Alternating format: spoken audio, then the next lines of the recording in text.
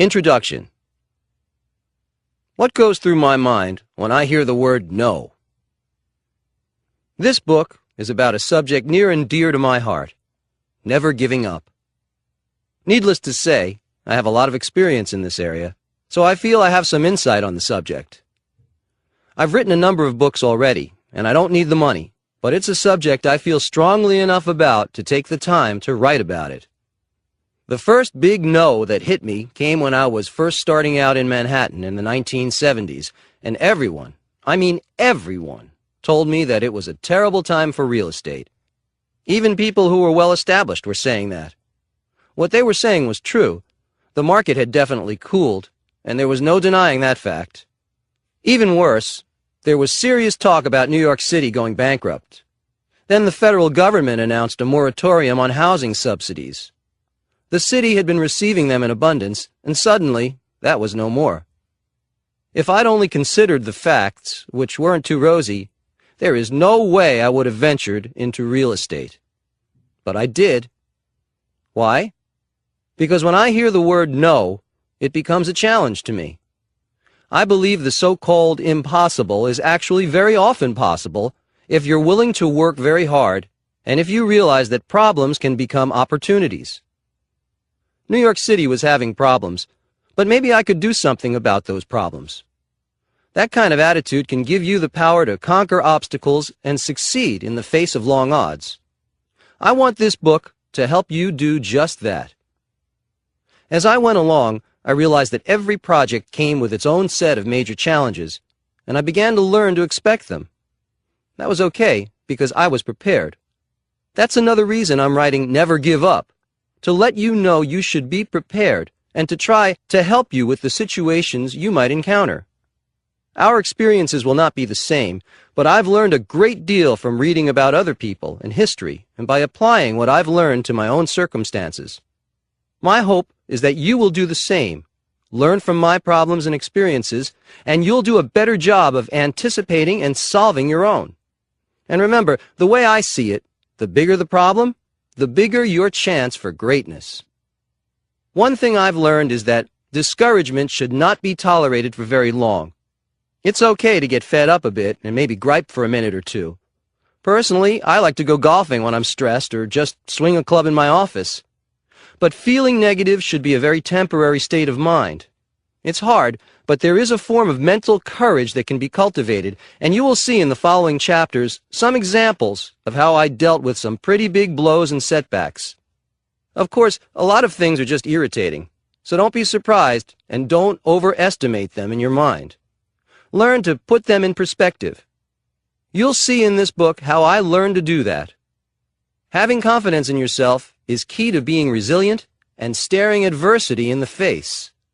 This book is dedicated to giving you that foundation of confidence and the ability and desire to never give up. See you in the winner's circle. Donald J. Trump. Chapter 1. The lowest moment in my life and how I fought back. $1 billion in the hole. What do you do when the entire world tells you it's over? I had such an amazing reversal of fortune in the early 1990s that I am listed in the Guinness Book of World Records for the biggest financial turnaround in history. I don't recommend anyone aim for the same goal, but when you've been on the financial high wire, it gives you a certain perspective that might be helpful to other people. It's been said that what makes me accessible to people, aside from The Apprentice showing how I operate in the business world, is that I've faced tremendous adversity. It's something just about anyone can relate to. The difference may be in the amount of zeros after the numbers, but the point is, people can relate to difficulties. I don't think anyone gets away with a challenge-free life experience. As one writer described the journey of life, no one gets out of this alive. That's a bit existential, but when you're down a few $1 billion in the red, it can make you think in new dimensions. My situation in the early 1990s wasn't looking great. I had billions in loans I couldn't pay, and I had personally guaranteed $975 million of that debt. I could easily have gone bankrupt. This shouldn't surprise anyone because I'd always done things in a big way, And so it follows that my highs would be followed by a suitably low low. That was a tremendous low.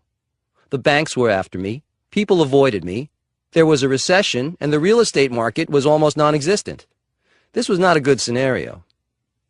Then in March of 1991, both the Wall Street Journal and the New York Times ran front-page stories on the same day detailing my predicament and the total financial ruin that would happen any moment. The radio stations got the story, and the loss of my empire was big news around the world. They were sure I was finished. It would have made a fantastic story, except that it was happening to me. That was the lowest moment I had yet encountered in my life. The phones in my office were even quiet, which had never happened before. In fact, I suddenly had a lot of quiet time to think, and I reviewed the situation objectively. It became clear to me that part of what got me into this situation was that I had lost my perspective and started to believe the news stories about me having the Midas touch when it came to business. In other words, I had become complacent. My momentum wasn't where it should have been. However, giving up is something that never entered my mind, not for 1 second. And that's the reason I think I confounded my critics. They were trying to skewer me, but it had the opposite effect. It just made me want to make a comeback, and in a big way. I knew I could prove them wrong by being stubborn, being tenacious, and not giving in or giving up. I became a stronger person very quickly during this time. I'm not advising you to ask for the same pressure, but know that if you're met with some setbacks, refusing to give up is probably your best strategy. What gave me this fortitude?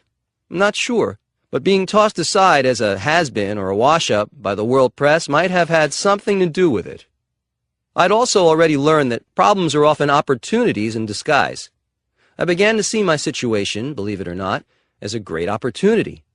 I had a big chance to show the press and my critics and enemies that I was a force to be reckoned with, not a flash-in-the-pan success with no staying power. That's heady incentive, and that's looking at the situation positively. Then there was a turning point, and that turning point was my attitude. My accountants still remember the night they were in the conference room until all hours in the woe-is-us mode, and I suddenly walked in to tell them about all the new projects I had lined up for us. There were a lot of projects, and they were big deals. I was in an exuberant mood, and my descriptions were colorful and optimistic. They thought I had cracked, that maybe I was beginning to hallucinate from the pressure, but I had reached a point where I knew it was time to move forward. It wasn't an act I put on. I was ready. All this financial pressure would be behind us in a short amount of time, I told them. I believed it, too. As it turns out, that was indeed the turning point. All of us decided to focus on the solution and not the problem, right then. That's another important lesson. Focus on the solution, not the problem. It's odd, but in retrospect, I think having a near wipeout made me a better businessman, and certainly a better entrepreneur. I really had to think in out-of-the-box ways to keep from being buried alive. I also relied on something I'd like to discuss here. Positive thinking. Believe me, it works. It got me to where I am today, which is far richer and more successful than I was before the reversal started for me in the 1990s. Did I ever think I'd be in the Guinness Book of World Records? No. I am, though, because of this reversal. It's a fact I'm proud of. Adversity works that way sometimes. Let it work to your advantage. Coach Trump. Make it happen in your life. A lot of success depends on how well you can handle pressure. It may seem like a hard fact of life, and it is, but there is something you can do about it. Envision yourself as victorious. Focus on that instead of your nagging doubts and fears. Focus on objective insights and solutions. Pressure can diminish and disappear when you clobber it with a positive attitude. Even if you don't feel indomitable, act that way for a while. It helps. Chapter 2. Failure is not permanent. Wholeness and the art of the comeback. I feel strongly about the importance of wholeness. It's a combination of all the components of life that make us healthy, happy, and productive. To my mind, the opposite of wholeness is failure. If it happens, and sometimes it does, the best remedy is to move forward, to realize that failure is not permanent, and to immediately focus in the right direction. Ultimately, a solution will show up. I don't mean to sound like a faith healer, but there is something profound and yet simple about viewing failure as a lack of wholeness. I will also add it's effective. Believing that a negative situation is temporary and wrong will give you the impetus to do something about it, to feel righteous and energetic about fixing it. Being unhappy and unproductive is simply not part of my game plan, and it shouldn't be part of yours either. See a situation as unacceptable, as taking you away from wholeness, and you will be motivated to get out of it as quickly as possible. When I had a financial setback in the early 1990s, I saw it more as an aberration from the norm than as a final sentence. I knew what it was like to be whole, and all I had to do was get back to that place. I felt that a comeback was what was expected of me, and I expected it of myself. All I had to do was take the next step and get my momentum going again, which is what I did. It didn't happen overnight, but eventually things started to sort themselves out. I've seen some people get completely swallowed up by failures. The worst thing you can do to yourself is to believe that bad luck is your due. It isn't. It's not just intelligence or luck that gets us places, it's tenacity in the face of adversity. Some people see problems as bad luck, but I don't. Problems are part of life, and a big part of business. The bigger your business, the bigger your life, the bigger your problems are likely to be. Being prepared for that will save you a lot of emotional turmoil, unnecessary deliberating, and even illness. I've known people who have come back not just from adversity, but from tragedy. There's adversity, and then there's tragedy. Thinking about both is a good way to get an objective view of what you may think your problems are. Your situation may be tough, but you can bet others have had far worse things to deal with. One way to pave your way for a comeback, or for a first victory, is to read about people who have been courageous against long odds. My guess is they felt they had an obligation to succeed, and in some cases, an obligation to survive. That's how I feel. I had the privilege of a great family and a great education, and I am serious about honoring those privileges, which means expecting the best from myself. You can have the same attitude, no matter what your situation or background. When failure comes your way, you must believe that you matter, that you can overcome it, and most importantly, that success is what is expected of you. You'd be surprised at what you can accomplish when that's your attitude. It's not just survival, it's not just success, it is your obligation. A sense of duty toward wholeness will go a long way toward your personal and professional success. What I learned at the time of my worst financial problems is that I was resilient, and that I had this indomitable sense of success that couldn't be taken from me no matter what the newspapers said. That brings me to another level of thought, which is faith. Faith is a bit like wisdom. People can help you along the way with it, but above all, you have to develop it yourself. Faith in yourself can prove to be a very powerful force. Work on it daily. Sometimes, when you're fighting a lonely battle, keeping yourself company with positive reinforcement and faith in yourself can be the invisible power that separates the winners from the losers. Losers give up. In summary, strive for wholeness. Believe in yourself. Keep your momentum at full throttle, and be strong and tough in your resilience. Don't expect anything less than that from yourself, and I can assure you that success will become a permanent situation for you, even when your external circumstances may not show it. Never give up. Chapter 3. The Apprentice was supposed to be a big mistake. Get the best advice you can, then trust your gut. When reality shows hit the scene a few years back, I found the premise interesting, but I definitely wasn't interested in doing one. Even when I had been approached multiple times to do a show, I found the ideas boring and stupid. To have cameras following me around to watch me brush my teeth, comb my hair, conduct meetings, and eat lunch at my desk seemed like an unnecessary interference. I turned them all down without a second thought. Then a couple of years later, I was asked by Les Moonves, the head of CBS Entertainment, for permission to film the live finale of Survivor at Wollman Rink in Central Park. After I renovated Wollman Rink, I took control through a long-term lease. I thought it sounded like an interesting idea, so I said yes. When I arrived to see the skating rink transformed into a jungle, I have to admit I was surprised. Then suddenly, a young man appeared and introduced himself to me. It was Mark Burnett, and I told him I knew who he was, so the introductions weren't necessary. Mark quickly went on to ask me for a meeting to discuss a new idea he had. I said, fine. About a week later, he came to my office, and after some preliminary chat, told me he had an idea for a new jungle reality show, only the jungle would be the canyons of New York City and the world of big business. There would be a 13-week job interview, and the winner would become my apprentice in real life. They would get a job at the Trump Organization. There would also be an educational subtext, which appealed to me immediately. A reality show with some substance could be a new concept for everyone. I told Mark I was interested. Then what we had to do was pitch the project to the top networks. Everyone wanted it, and they too loved the concept. We went with NBC, who also broadcasts my Miss Universe, Miss USA, and Miss Teen USA pageants. We already had a strong relationship, so that was a done deal. Now for some of the challenges. First, not one single person except Mark Burnett and NBC was enthusiastic about The Apprentice and my participation in it.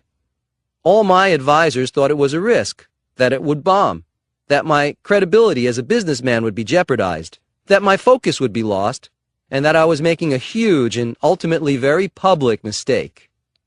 When I look back, it's pretty amazing how dead set against it they were. The biggest mistake you'll ever make was a common phrase I heard. I didn't feel a lot of support. I reviewed their considerations and thought, I hope they're not right because I already told Mark Burnett I was going to do it. My gut instinct told me it was the right thing to do without consulting anybody. The next problem was that Mark Burnett told me that the most time they would need from me each week to film the show was 3 hours. 3 hours for a primetime show. Amazingly, I believed him. When it turned into more like 30 hours, I had some concerns. Namely, I was running a huge organization and already worked about 12 hours a day. How would I handle this? For once, I thought I'd probably overextended myself big time. What I decided to do was to take it week by week, realizing it would probably need more time initially and that I could live with that for a short time. What happened is that it gradually did become part of my daily routine, but my days were definitely longer. I adjusted, everyone adjusted, and it gave me a new form of energy as well. If you are faced with a situation that is demanding of your time, give it a chance to settle in. You'll be surprised at how much you can actually do each day. The low point. The week before The Apprentice aired for the first time, in January 2004, I remember wondering if that would be the last week of my well-respected life. I couldn't help but think that, considering all the negative advice I'd been given, although the electric energy we seemed to capture during the shooting was strong. Was it just because it was something new for me? Was it really going to be good? What if it was a disaster? How long would it take to recover? There was a huge amount of media attention already. Having a show bomb in that environment wouldn't be easy to handle. These pre-debut thoughts were the low point for me because they were justified concerns, not just nerves or negativity. What got me through was remembering my gut instinct that said, "This is a great idea, go for it." Fortunately, the show was a sensation. It became a #1 show very quickly. Everyone was excited about it, and so was I, but I was also relieved. It was a big chance to take.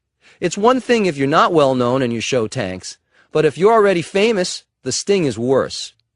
If I hadn't decided to take the risk, go against my advisors, and do the show, none of this would have happened.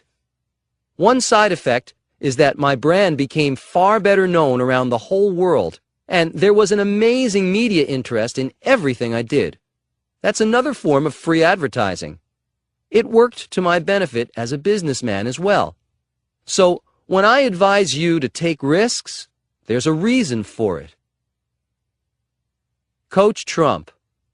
Make it happen in your life. I often tell people that I listen to everyone, but the decision will ultimately be mine. That's a good way to be in life and in business. Listen to others, but never negate your own instincts. If I'd listened to everyone, The Apprentice never would have happened. We've had 6 great seasons, and we're getting to tape the 7th now. It continues to be a tremendous experience for me and for everyone involved. Not bad for a big mistake. However, when you do take risks, since they won't always work out, you better make sure the upside is big. Chapter 4. Is this a blip or a catastrophe?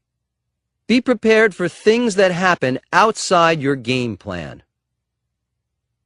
The second tallest building in North America. We've all heard of the Chicago Sun-Times. What you might not know is that they had the best site in the city, right on the river at North Wabash, next to the landmark Wrigley Building. I wanted it for my Trump International Hotel and Tower, Chicago, and I got it. It's a fantastic location, and if you visit Chicago and take the architectural boat tour of the city, you'll see what I mean. When the building comes into sight, it can take your breath away. And that's whether it's windy or not, even though it's only partially finished and won't be completed until 2009. Because of the fantastic asymmetrical shape, the building dominates the view from the Michigan Avenue Bridge and nearby West Wacker Drive. If you visit it, you'll see why we've spent so much time and effort on this building. My plan for the Chicago building began in 2000, and it was announced that it would be the world's tallest building. I was very excited about this prospect, and I knew I could get it done, and get it done brilliantly. However, after the terrorist attacks of September 11, 2001, I had the plans scaled down. Much as I wanted to build the tallest building, I don't think making a building a potential target is a smart idea. So we changed the plan a bit. That was the beginning of a few changes, in fact. We had Skidmore, Owings & Merrill as the building's architect, and they built over 50 models before we decided on something we all liked.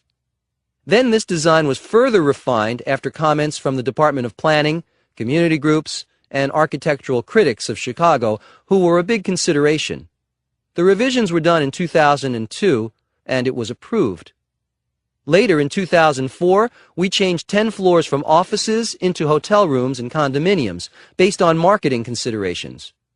We finally began construction on March 17, 2005, 5 years after I announced the project.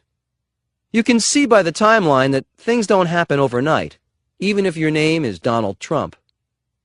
This building will be a big beauty.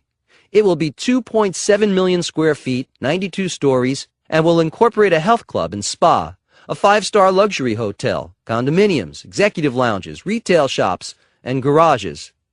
The penthouses will occupy the 3 top floors. It will be the tallest concrete structure and the second tallest building in North America after the Sears Tower.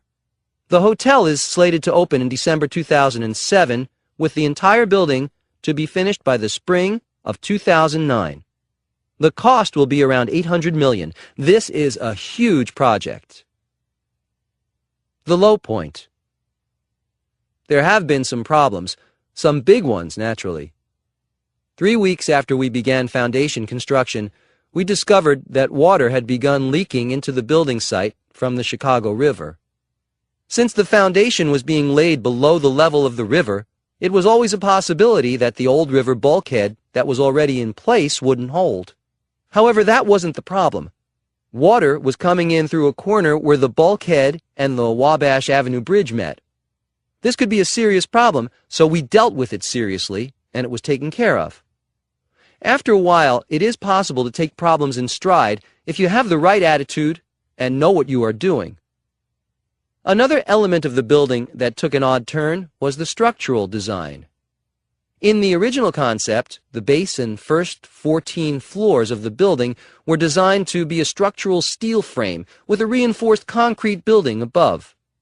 Very late in the design process, as we were bidding the work, we found that there was a huge spike in the world commodity prices for steel due to industrial growth in China absorbing so much of the world's supply. We went back to the drawing board and redesigned the building as all concrete, saving several $1,000,000 in the process and simplifying the construction logistics. We also had to consider that the rock caissons, supports for the tower, which are sunk into the bedrock, make a lot of noise during construction, and we hoped that our Chicago neighbors could put up with 241 of them being pounded into the bedrock. About a fourth of the supports had to go down 110 feet into the limestone, so you can see that this alone was a tremendous project. We got it done and didn't make too many enemies in the process. Because each of the columns carries 14 million pounds, the support system has to be carefully and meticulously thought out and implemented. We had another problem much earlier in the game when we lost our partner, Conrad Black and the Chicago Sun-Times, to a corporate scandal and indictment, and I hope he hangs tough. He's been through a lot. We made a deal to buy out their interest in the project. More recently, we lost our architect at Skidmore, Owings & Merrill when he resigned from the company. These can be big losses, but you know what? We just dealt with them and kept moving forward. We are prepared for problems along the way, and like good soldiers, we just keep on going. As the general, I have to admit and take responsibility for the fact that things work out as they will, no matter how prepared you are, but we still do our best to plan and focus, then have the resiliency to immediately regroup from setbacks. Our plans and our resolve were strong enough to continue our work without giving in to any interruptions. There are bright sides to things, too. For example, we saved over $1 million by reusing the Old River bulkhead from the Sun-Times building. We were pleasantly surprised to discover that we had less site cleanup because the newspaper had switched to soy-based ink from petroleum-based ink back in the 1970s, so there was much less ground pollution than we had expected. Sometimes, when you start thinking about all the problems you've got, it's a good idea to focus a little on some of the positives in the situation. Coach Trump. Make it happen in your life. When things happen that might be outside the outline of your game plan, ask yourself, is this a blip or is it a catastrophe? We had some blips along the way with our Chicago building, and we'll probably have a couple more, but it's still been a fantastic development and experience. Will you have problems when you tackle something big? Yes. Will you let them derail you? You absolutely should not. Let your passion for your work carry you through all the setbacks they can throw at you. Be it wind, water, resignations, scandals, whatever, you can prevail. Your insurance for overcoming these perils is free. It's called never giving up. After a while, it is possible to take problems in stride if you have the right attitude and know what you are doing. Have the resilience to immediately regroup and change course if you need to after you hit a setback. Chapter 5. I love a good fight. The Trump Soho Hotel Condominium. Soho has been a chic neighborhood for some years now, and I waited a long time to enter it as a developer. I knew it'd be a fight to get anything going there because most of Soho is made up of low-rise buildings and is subject to strict zoning laws. I doubt if any of you would think of or refer to Soho as a manufacturing center, but for historical reasons, that's how much of it is zoned. So, building a residential structure in the locations I wanted is not permitted. However, you can build a hotel there. When I learned that, I decided to build a condominium hotel in Soho, a tall one. Soho is considered a mecca for art, film, and fashion buffs, with over 250 art galleries, 100 designer stores, and over 200 restaurants. In other words, it's a great area to visit and an even greater area to stay. I believed Soho deserved, and was ready for, a first-rate 21st century hotel. The 45-story, $450 million tower I hoped to build with my partners Bayrock Group and the Saper organization was, of course, met with a fury of opposition from local community activists and the politicians that represent them. I wouldn't let that stop us. I announced my intention on June 6, 2006, on The Apprentice. Despite everything that ensued, on May 8, 2007, I'm pleased to report we were approved by city officials to erect this condo hotel. Along the way, we had a few problems to deal with, which was not a huge surprise. The biggest obstacle was the height of the building. Soho is a low-rise neighborhood, and this project would significantly alter the skyline. It would be the tallest building between Midtown and the financial district. It's not that Soho isn't zoned for tall buildings. It is, but none have ever been built. We wanted to change that. There were air rights, laws, the right to build higher, already in place that made it perfectly legal to build a high-rise. In fact, we added several floors to the hotel's design by buying the air rights from the neighboring properties. Although we had the right to build a hotel with the height we wanted, the fact that no one had done it before worked against us. The project was the first time New York City's Department of Buildings had to consider a condominium hotel in one of New York City's manufacturing districts, which do not permit residential use. The city's antiquated zoning laws and the local residents together created formidable obstacles. New York City, unlike many other major U.S. destination cities, had never before been confronted with a hotel comprised entirely of condominiums. The key zoning consideration for the city was that the units would not be residences for the owners, but would be for transient occupancy. That meant we had to prove to the Department of Buildings that Trump Soho would not be a residential building, but a building for short-term stays. And I firmly believed we could convince the city officials of this. A condo hotel is not an apartment. It operates on the premise that the buyers have the right to use their condo units for only a certain number of days each year. And when an owner is not occupying their condo hotel unit, the units get rented out as hotel rooms. It's a great setup because both the owner and the management company collect revenues. The units in Trump Soho are not designed for permanent residences, nor would an owner use his or her unit that way. The look, feel, and design of a luxury hotel is far, far different than that of a residential building. We worked tirelessly with the city to make our intentions clear. As expected, everyone and their cousin came after me for this, and the Greenwich Village Society for Historical Preservation called my plan a Trojan horse way to sneak condos into manufacturing districts across the city. They said my motives were entirely covert. How a 45-story building can be considered a covert operation is beyond me, but you get the idea. There were demonstrations and neighborhood alliances that made it clear that I would not be receiving a warm welcome. So what else is new? Meanwhile, the silent majority of the neighborhood actually supported the project and saw it for what it is, a major attraction for tourism and business. The project will significantly improve a neighborhood that had been artificially suppressed for years as a result of its antiquated manufacturing zoning. Despite the very vocal minority, I wasn't about to be slowed down. We started excavation in 2006, even though we had not yet received approval to build above ground. Then another problem arose. In December, the excavating contractors came across some human remains that were later determined to be about a century old. We immediately and voluntarily halted work. The police arrived, and the city ordered us to stop work on the lot altogether. This may not have been legal, but we agreed. We then hired a team of archaeologists to excavate and identify the remains. At this point, what we didn't need was more publicity while waiting for approval, but, of course, it made the news, and one director of a city preservation society quipped that we should rename the project Trump Condo Hotel and Mausoleum. It's always something, isn't it?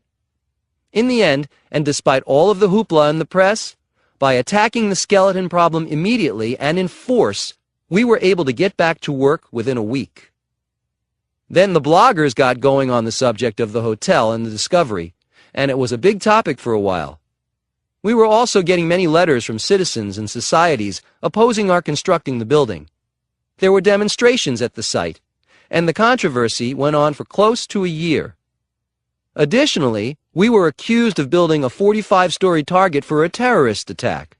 And there was an online cartoon that had a skeleton with a comb-over as an advertisement for the new building. One thing for certain is that all of New York and all New Yorkers knew I was building a new building. Someone once said I was a great promoter, but sometimes I don't have to do a thing to get attention. The hits kept coming, and it felt like being in the eye of a hurricane, but it made us solid and stronger in our mission. At one point, someone got hold of some of our early drafts of marketing materials, mentioning that the units would be a great residential opportunity, which created a political and activist firestorm. However, we stayed focused on what we wanted, to get approval.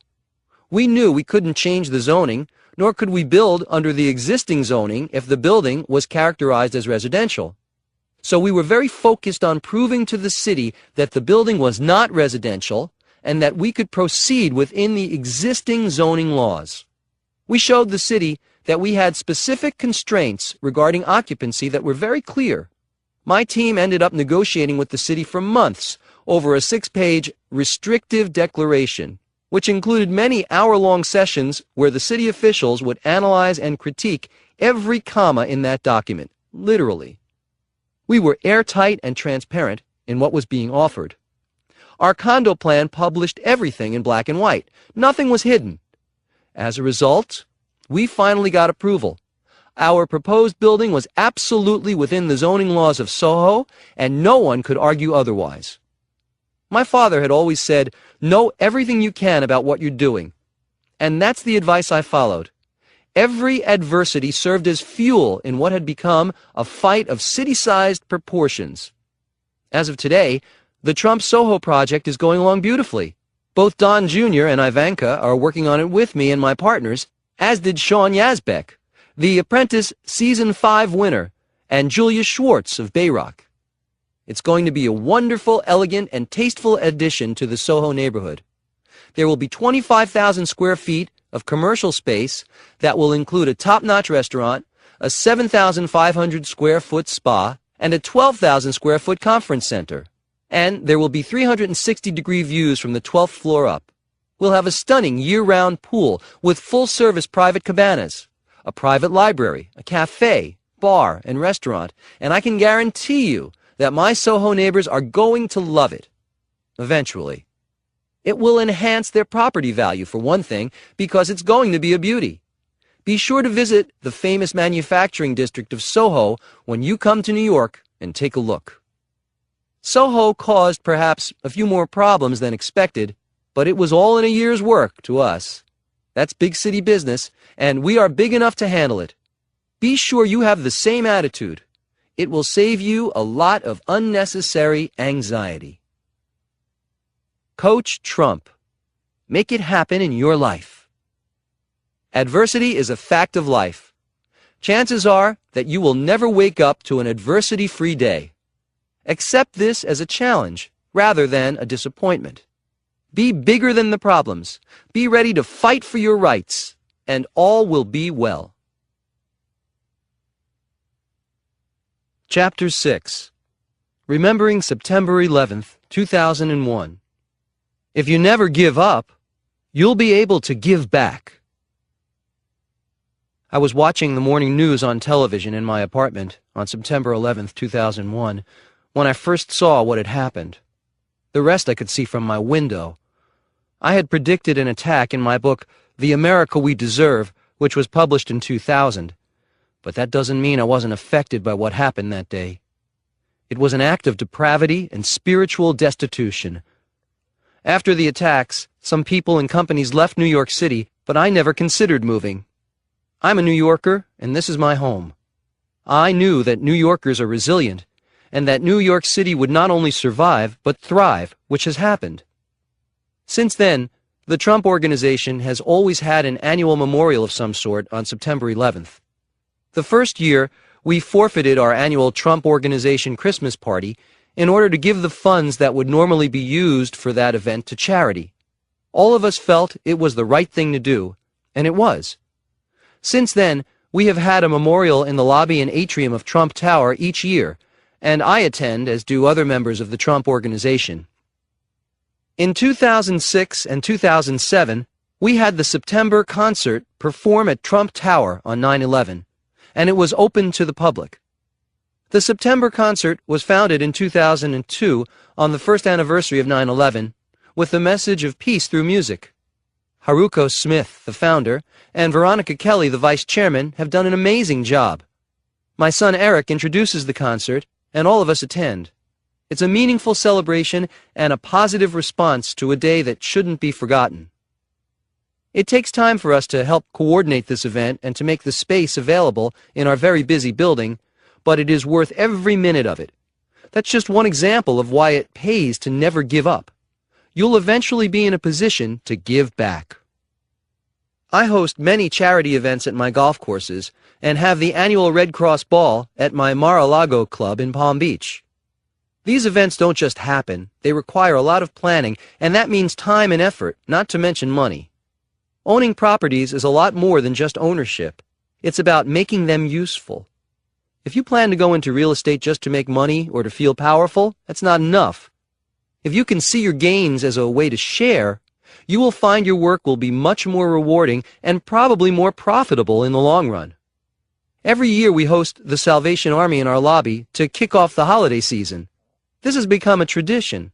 A band plays, the media is there, I give a brief speech, and the Salvation Army gets some of the recognition it deserves for the great job they've been doing for so many years. This too takes a lot of time to arrange, but we do it every year. Sometimes being a giver will open you up to new talents. Each year I donate an autographed doodle to the Doodle for Hunger auction at Tavern on the Green. It's a great event, and contributors have included Sting, Muhammad Ali, Larry King, Al Pacino, Billy Joel, Valentino, Bill Cosby, Paul McCartney, Kirk Douglas, Martina Navratilova, Peter Max, Bette Midler, Jack Nicklaus, Cindy Crawford, and many other distinguished people. It takes me a few minutes to draw something. In my case, it's usually a building or a cityscape of skyscrapers, and then sign my name, but it raises thousands of dollars to help the hungry in New York through the Capuchin Food Pantries Ministry. The auction was an innovative idea that has helped many people, and I don't mind spending a little time for a very good cause. Art may not be my strong point, but the end result is help for people who need it. I can remember a friend who asked me why I had so many charity events at my properties. He seemed perplexed that I would do this because it wasn't really necessary, and he knew how much time it required. I said to him, "Because I can." Believe me, those are powerful words, with an equally powerful feeling to go along with them. Imagine saying that to someone yourself, "Because I can." It's a great feeling, and it makes all the work that went into acquiring and developing those beautiful properties and buildings worth it. We've all seen bad situations that we'd like to be able to help. Being successful allows you to help in a big way. That's another reason to keep at it. Knowing you're going to be able to give back more if you succeed is a wonderful incentive to keep going. If you never give up, you'll be able to give back. And that's something to remember. Chapter 7. Expect problems, and you'll be ready when they come. Getting Trump Tower off the ground. Trump Tower was my first huge success, and I will always love this building. It makes me feel great that it's now the number 3 tourist destination in New York City. Trump Tower has been famous for so long that most people think it's just always been here, or that it just appeared one day on the Midtown skyline of New York City. I can tell you that is not the case. In fact, people are always surprised to hear that I almost named it Tiffany Tower, and there are many other background incidents that made the construction of this landmark building particularly challenging. If you think putting up this tower was a magical occurrence, even for a developer like me, you've got some interesting listening ahead of you, especially if you enjoy labyrinth stories. Robert Moses, a great figure in the history of New York City, said something that stayed with me the entire time I was attempting to get Trump Tower started and finished. You can't make an omelet without breaking eggs. Sometimes I felt like changing it to say, you can't build a skyscraper without breaking a few heads. Nothing was easy from day one. To begin the saga, it took me almost 3 years to even get a response from the man who controlled the land I wanted to buy. I made calls and wrote letter after letter. I learned a lot about persistence, but I also learned that if you are passionate about something, receiving zero encouragement still won't discourage you. I just plain wouldn't give up. When the site eventually became available, I realized that my letters had helped. The site where I wanted to build Trump Tower was adjacent to Tiffany's. Further down the line, I needed to convince Tiffany's to let me buy their air rights, their right to build a tall skyscraper on top of their store for $5 million. That would prevent anyone from being able to rip down the Tiffany's building and put up a tower that would block my views. I would be able to build a tower with soaring picture windows versus tiny ones, an aesthetic consideration that was of utmost importance. In order to get the zoning variance I needed from the city of New York, I had to know whether I'd have the air rights. The man in charge of this told me he liked my idea and my price, but that he was going on vacation for a month and would get back to me. In a month's time, I would have done a lot of zoning work as well as architectural work, and if I wasn't sure of getting the air rights, I would be wasting a lot of time and work. Fortunately for me, I was dealing with a real gentleman, Walter Hoving, and he told me that his word was good, period. In fact, he seemed insulted that I would question his decision and his word. Once in a while, but not often, you run into someone as honorable as that. Now that I had Tiffany's air rights, I needed one more parcel, which was a tiny site along 57th Street adjacent to Tiffany's. This was required by another New York City zoning regulation. You have to have a minimum of 30 feet of open space, like a rear yard, behind any building. Without this piece of property, I would have had to cut the rear yard out of the building we'd already designed. It turned out that this piece of property was owned by Leonard Kandel, who was as honorable as Walter Hoving. However, he didn't want to part with his land. He wasn't a seller, and he wouldn't budge. Until one day, I found a bonus in the paperwork for my Tiffany deal. It included a clause that gave Tiffany an option to buy the Kandel property within a certain time frame because it was adjacent to Tiffany. Maybe something could be worked out with Kandel after all. By now, I realized what I was trying to do was never going to be easy. Every door required a lot of work just to get it cracked open to begin with. Robert Moses's quote would surface again in my mind, and I would just keep going. It helps to expect problems because then, in a sense, you're ready for them and not thrown off balance. It's good to remind yourself of that, daily if necessary. So then, I had to go back to Walter Hoving and ask him if I could buy his option on Leonard Kandel's property as part of my deal with Tiffany's. I knew he had no interest in buying Kandel's property anyway. Walter agreed. However, Leonard said the option belonged to Tiffany and was not transferable. He might have been right. It was also possible that if I sued over this question, I might win the right to exercise the option. So I explained the possibility of litigation to Leonard, and in less than half an hour, we managed to make a deal that was good for both of us. I would withdraw my exercise of the option, and Leonard would agree to extend my lease on his site from 20 years to 100 years, which was enough time to make it financeable. Also in the lease, he eliminated any prohibitions against rezoning. Leonard and I remained friends, and I was allowed to continue on my quest to build Trump Tower. I still didn't have a final contract with Genesco, the company that owned Bonwit Teller, the store that was sitting on the property where I wanted to build Trump Tower. We'd managed to keep the whole deal completely secret, and were expecting to sign contracts in a couple of months. Word began to leak out, and suddenly Genesco was inundated with interested buyers, among them Arab investors with oil money. Not surprisingly, Genesco began to try to get out of the deal. However, I had fortunately gotten a one-page letter of intent from Jack Hannigan, who had been brought in by Genesco to save them when they were having difficulties. He had been receiving those letters I'd been writing for 3 years. I let Genesco know that I would litigate and hold up the sale of the Bonwit property for years if they didn't honor our deal. I wasn't even sure if the letter would be legally binding, but I could prove to be a nuisance to them if they reneged. Shortly after this, I got a call from the New York Times, who had heard that I was about to make a deal with Genesco to buy the Bonwit building.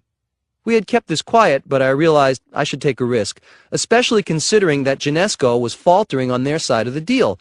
So I told the reporter that we'd reached an agreement, and I was planning on building a new tower on the Bonwit site. Therefore, the store would be closed, most likely, in a few months. The article appeared the next morning, and I was hoping it would put some pressure on Genesco. What happened is something I hadn't counted on. As soon as the article appeared, all of Bonwit's employees went over to Bergdorf Goodman, Saks Fifth Avenue, and Bloomingdale's to hunt for new jobs. And as a result, Bonwit was having trouble running their store. 5 days later, I had the contract signed with Genesco. We hadn't even gotten close to construction yet. This is a good example of the perseverance you need and some of the obstacles that can arise when you're trying to do something great. Sometimes it's hard even when you're trying to do something far smaller than a skyscraper. For those of you who think I have the Midas touch and everything comes easily, just remember some of these episodes when you confront your own problems along the way to success. Because, believe me, you will have problems. It doesn't matter if your name is Trump or not. We all experience these things. Expect it. When I look back, it was a wonderful, exhilarating experience, and every difficult moment was worth it. Chapter 8. Frequently Asked Questions. I get a ton of fan mail these days, and a large percentage of it is from people asking for advice. Sometimes entire classrooms will send me their questions. I've decided to include a few of these questions with my responses. 1. How do you handle the person who consistently makes the same mistakes over and over? I don't. They're working for someone else now. 2. What is the most important characteristic of a good leader? Discipline. It helps if everyone has it, but if a leader doesn't, he or she won't be one for very long. 3. What are the most important steps for someone who intends to be successful? Do your homework. In other words, learn everything you can about what you want, know what you are up against, and research every aspect of your endeavor. Talk to all the experts you can find. It can't be a hit or miss approach. The odds are already against you, so don't make it harder on yourself by being negligent. 4. What will distinguish the leaders of tomorrow in the real estate industry? Those who have both vision and discipline will succeed. One is useless without the other. With both, you have a chance of becoming a leader, provided you've learned and sharpened your instincts through your experiences. 5. Who are some of the people in history you admire, and why? Abraham Lincoln is one, because he was president at the most difficult time in our country's history. He was also self-educated and endured many years of adversity prior to becoming president. Another would be Winston Churchill, a leader at a pivotal time in world history, World War II. He was a great orator who inspired thousands of people with his speeches, and he won the Nobel Prize in Literature for his historical writing. 6. What is your favorite dessert? Ice cream. 7. What do you like about your job? Everything. Every day is a challenge, and every day is great. 8. Do you go out for lunch? Very rarely. I don't like breaking up my workday. It interferes with my momentum. I prefer to have something to eat at my desk, which takes maybe 5 or 10 minutes. 9. What advice do you have for someone who wants to start his own business? Be ready for problems. You'll have them every day. Keep your focus no matter what, and be as big as your daily challenges. Never give up. 10. What if things don't work out the way we want, even if we work really hard? First of all, know that you've got a lot of company. I've waited 30 years to see some things happen. Some people have waited longer. Always consider that it's possible you might be doing the wrong thing, so that no matter how hard you work, it's just not going to happen. Make sure you're doing what is right for you. You have to love doing it. Then be tenacious. 11. Do you believe in luck? Yes, I know I'm lucky. I was also fortunate to have a great role model. I worked around my father from an early age, and I learned a lot from him. 12. What did you want to be when you were a kid? I wanted to be either a baseball player or a builder. I liked to build skyscrapers with my building blocks. I was a good enough baseball player to be offered scholarships and had also considered going to USC to study film, but my knowledge of and love for real estate led me to Wharton. 13. Where do you get your ideas? The world inspires me, and keeping up with world events can give you a lot of ideas. In this age of technology, we have access to more and more information at a faster pace than ever before, and I find that exciting. I keep an open mind, and that's a good way for ideas to start happening. 14. Do you ever fear that you might fail at something? I have a pretty good track record of successes by now, but failure is always a possibility. I am cautious but not fearful. That's a difference. There's a difference. It's important to be circumspect. Know that the possibility of success is there as well as failure.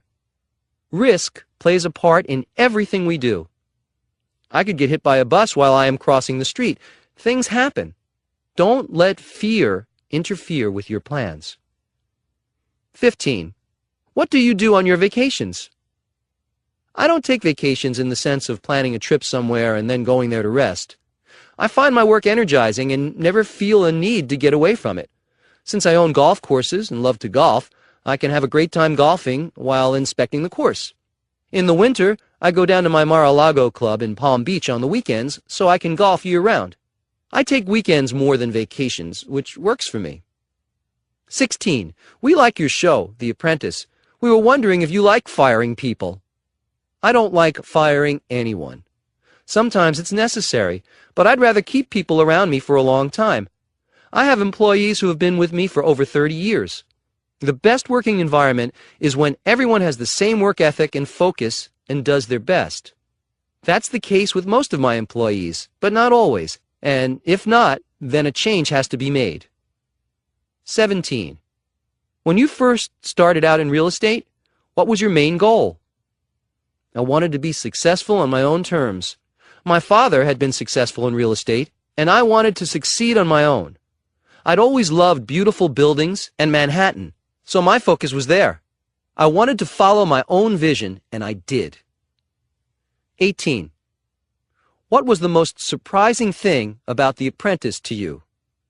My image changed. I became very popular after I started firing people every week.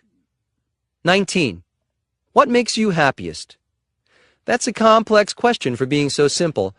I'd say several things make me happy. Doing well, doing my best, doing a great job and knowing it's great. Being able to share that accomplishment is good too. I can increase the value of neighborhoods and communities, provide jobs, and I'm in a position to give back in charitable ways. My family is very important to me and always has been. I'm happiest when I'm with them. 20. What was your favorite subject in school? I liked anything to do with mathematics. I excelled in geometry. 21. What is your favorite movie? Citizen Kane. 22. What time do you get up in the morning? 5 a.m. 23. What's the best thing about being rich? Being able to give back is a great feeling. 24. What's the best piece of advice you can give me? Never give up. You can accomplish more things with that attitude than anything else I can tell you.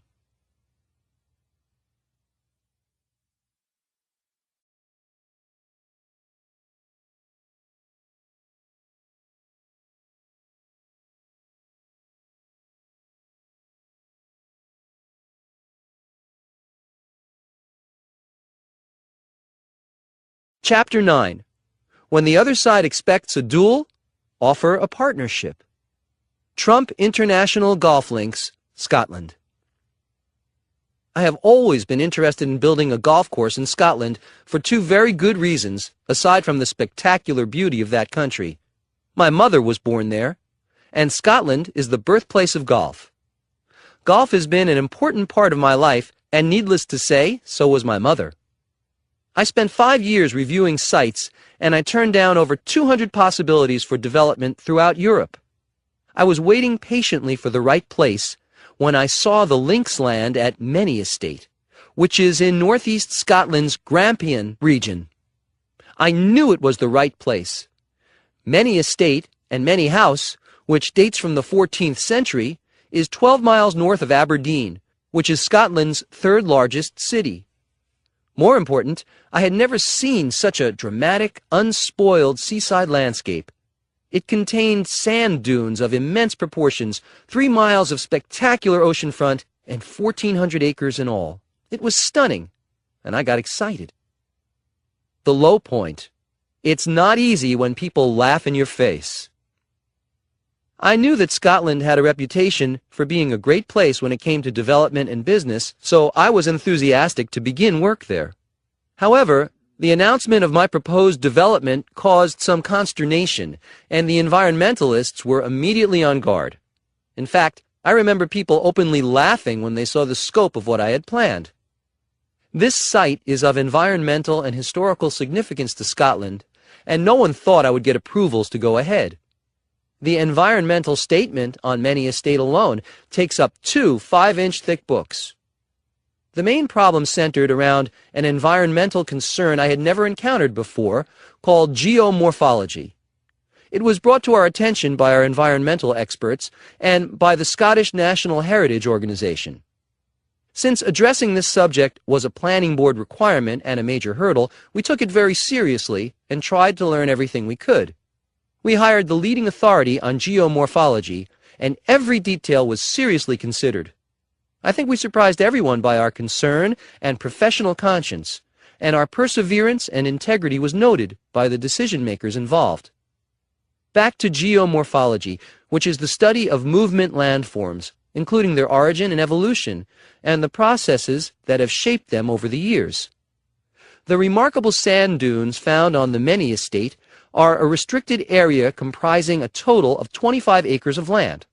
They move by natural forces, which can spell disaster for a golf course. We looked at maps from many years ago and saw how the entire 25 acres of dunes had literally moved to a different location by nature's force, and so we knew the environmental concerns and ours were valid. We did extensive research on this problem and discovered the dunes could be stabilized by planting beds of marram grass, whose root system allows it to thrive in windswept and harsh climates. This grass protects the sand dunes and also adds another dimension of natural beauty to the landscape. In addition, based on our environmental research, we made many other recommendations to improve and protect the local wildlife. The creation of 3 artificial holts for otters and a written otter protection plan, preparation of a badger protection plan based on new surveys, new habitat creation for red list breeding birds, erection of nest boxes and bat boxes at Many House, biodiversity target actions to maintain and enhance the palmate newt, black-heeled gulls, and wading birds, brown hare, and wick elm, and creation of new slacks, plant and habitat translocation, and seed collection to maintain young dune slack habitat. And that's just a partial list. Remember when I mentioned the 2 5-inch thick books? I wasn't exaggerating. So if you think things just happen because my name is Donald Trump, let this be a reminder that it doesn't work that way. When we finally submitted the final outline of the planning application to the Aberdeenshire Council, it addressed both the environmental and business issues of the development. On the economic side, the construction project would create approximately 6,230 jobs in Aberdeenshire and 740 jobs in the rest of Scotland. The ongoing operation would support a total of 1,250 jobs and 1,440 long-term jobs. Overall, the project could create as much as £205 million in economic value for Aberdeenshire and £262 million for Scotland. Those are some of the facts and figures we submitted, and as you can see, our research had to be very detailed. It's no surprise that support was enthusiastic from the local business community. For my part, this will be an expensive development, costing nearly £1 billion, but it's really a labor of love for me. As I write this a year after the first big environmental issues surfaced, we are going ahead with our vision and very few impediments. How did it happen? How did we overcome the challenges people thought were insurmountable? People were expecting a duel, and instead, we offered a partnership. We worked with the Scottish National Heritage and forged a partnership based on our collective concerns. We did a huge amount of background work and environmental research that took a lot of time and effort on our part, but it was time well spent. Along the way, we broke the barriers and mistrust by being vigilant, open, and honest, and by hiring the best people to get the job done properly. We offered a superior product, and no one could challenge our credibility. The fact that we were environmentally sensitive gave the authorities faith in our ability to do what was best for everyone. Being sympathetic to the rich history and heritage of the area and the overall impact our development might have, as it turned out, was not a sacrifice by any means. It will remain an ongoing concern for centuries to come, I would hope. The Scottish National Heritage is doing their job, and so are we. We are still awaiting approvals for some areas of our development, and George Sorial from the Trump Organization, who I asked to manage the project, has been traveling to Scotland every 2 or 3 weeks to oversee progress. I'll be going over in about 2 weeks, and I've enjoyed every trip I've taken to Scotland. Coincidentally, George's mother was born and raised on the Isle of Lewis, where my mother grew up. Martin Hawtree is designing the course, and we hope to have it done in 2 years. That's not all. We will have a golf driving range, a golf academy, and a short game practice area. The home of golf deserves this kind of comprehensive attention, and we are designing the course to be the best links golf course on earth. It will be the perfect site to host an Open or the Ryder Cup down the line. In addition to the golf links, which will eventually include 2 18-hole links golf courses, we are building 950 condominiums, 500 houses, a 450-room hotel, 36 golf villas, and accommodations for 400 staff members. This will be a destination point for all golf lovers of the world, and the standard for golf development will reach a new plateau when we are finished. It hasn't been an easy road, but after waiting and looking for 5 determined years, every bit of work has been worth it. As a result, I'm nearly an expert at geomorphology. Who could ask for anything more? Chapter 10. Separate yourself from the complaining crowd. You can create your own luck. You may have heard the saying, luck is when opportunity meets preparedness. Well, I agree. I've often heard people talking about how so-and-so is so lucky, as if to emphasize that they themselves are not lucky.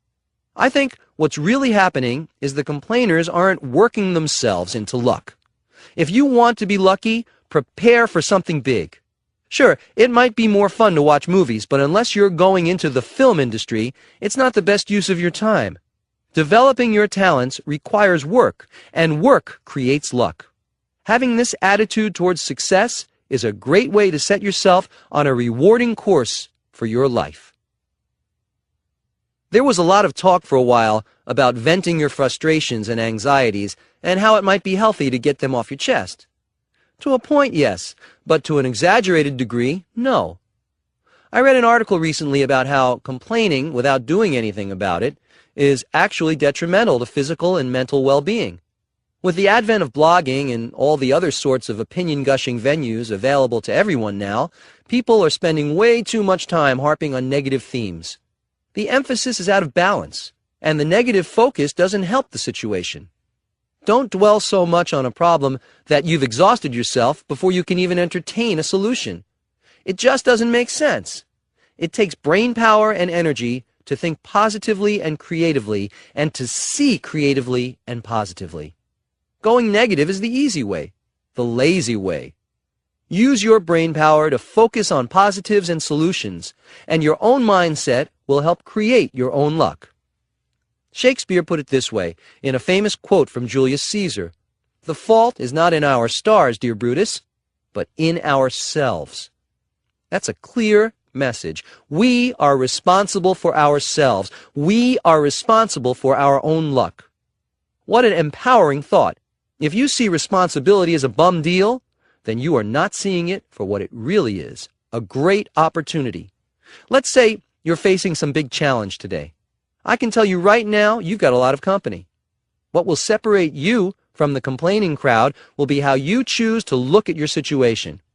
If you believe you are in control of it, and you are, you will know exactly who to look for when you need help. Yourself. You could be your greatest discovery yet for success, luck, power, and happiness. When I encountered enormous financial challenges back in the 1990s, I was mature enough to assume responsibility and know that the problem was mine. I knew it wouldn't do any good to blame other people. That would be a waste of time, and that's one kind of loss I don't like. Time is something that cannot be replaced. If you find yourself slipping into the blaming others mode, get out of it quickly. Give luck the chance it needs to play itself out in your life. No one can do it for you.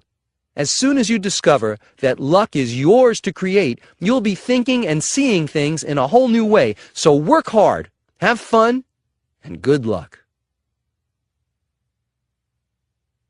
Chapter 11. Sometimes you have to swallow your pride. Trump International Hotel and Tower, New York. We've all heard of beauty makeovers. Sometimes the results are amazing. I like to do the same thing with buildings. Sometimes it requires more innovation to improve things in a big way than to build something new. The challenges can be more complex, which is why a lot of developers are quick to tear down existing structures and start over with a site. I have a few good examples of buildings and businesses that were worth salvaging, and they have turned out to be resounding successes. The first thing to keep in mind is that you have to be resolved not to give up in the face of more problems than you might normally encounter. Trump International Hotel and Tower is located at 1 Central Park West. Fantastic location with unobstructed views of the park. It has been rated the #1 hotel in Travel and Leisure and the New York Post. What a lot of people don't know is that it was formerly the Gulf and Western Paramount building. It was owned by General Electric, which had Jack Welch, John Myers, and Dale Frey at the helm, and it was an office building. It really stands out because it's one of the few tall towers on the west side. It went up in the early 1960s, just before zoning laws were passed that would prohibit such a tall building at that location. This building managed to attract a lot of attention, not just because of its height, but because of some construction problems that had the tenants on edge. For one thing, it swayed in the wind and would flex at the top with winds of only 15 miles per hour. All buildings have some flexibility, but this was an exceptional situation. Elevators would stop, and some tenants even said they felt seasick. Once, when there was a high wind, the upper windows fell out. These episodes were legendary. Let's just say this building had some problems, some pretty major problems. Also, it was not constructed very well because the outside curtain was made of glass and cheap aluminum, and it was chock full of asbestos. The good news was that the building structure was classic and had wonderfully high ceilings. It was worth saving for those important reasons alone. When I heard this building was for sale, I called Dale Frey and asked to meet him. That's when I found out he was receiving calls from many major developers around the country. I would have a lot of competition. However, I arranged for a meeting and I explained that if the building was completely demolished, it could only be rebuilt as a 19-story building versus the 52 fabulous stories that it was. That alone was a big reason to see what could be salvaged, but it would require a lot of research, which I immediately started doing. What I suggested was that the steel structure could be strengthened, and the high ceilings would be ideal for a residential building, which was also a hotter item in the market than a business space would be. This was the perfect location for a luxury residential building. General Electric seemed impressed with my ideas, and I felt good about their positive reaction to everything I had presented. My only concern at this point was that I was just emerging from some financial problems, so they might be hesitant to take a chance on me. What happened next came as a shock. Dale Frey called to tell me that while he liked my plans a lot, they were putting the job out to bid. They would ask some of the biggest real estate firms in the country to put in a bid, and he hoped I'd be among them. I was astonished by this because I had spent a lot of time on my concept and had explained it to them personally. Now I had to start over and bid like a newcomer on the project. I felt miserable and a bit outraged by this turn of events. I'd basically be entering a public contest, which I didn't think was necessary.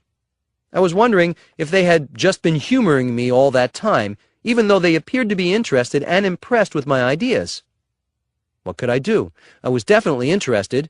I'd already spent a lot of time and effort on this, so I finally swallowed my pride and decided to just go for it. I like challenges, and this had become an even bigger one. Not that I was happy about it. So I worked on a fantastic and detailed presentation. When I say put everything into what you're doing, this was a good example. It seemed like ages, but General Electric finally called to say they were going with me. Being chosen by this power group to develop this incredible site was wonderful news. Trump International Hotel and Tower would become a reality. It made all the aggravation of the process worth it. Dale Fry and John Myers at GE made it possible. They are great guys.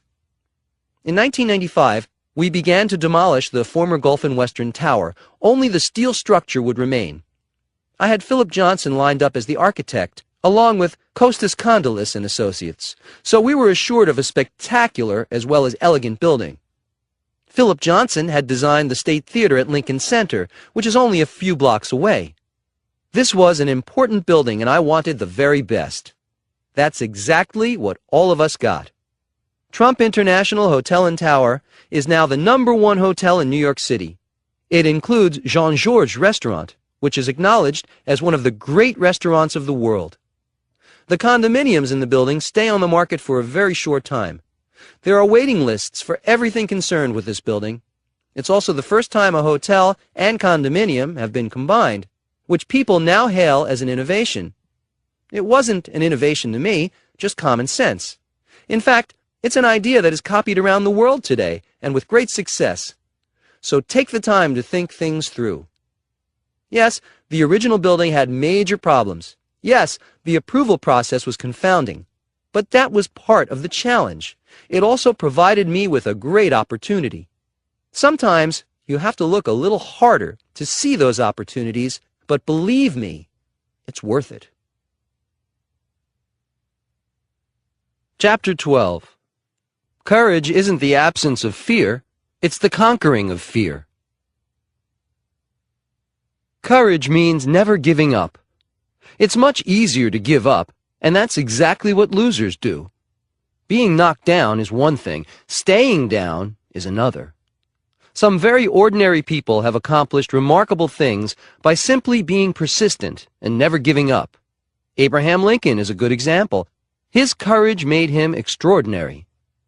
On The Apprentice, the candidates must first go through a grueling audition process. There have been millions of applicants, and only a few people are chosen.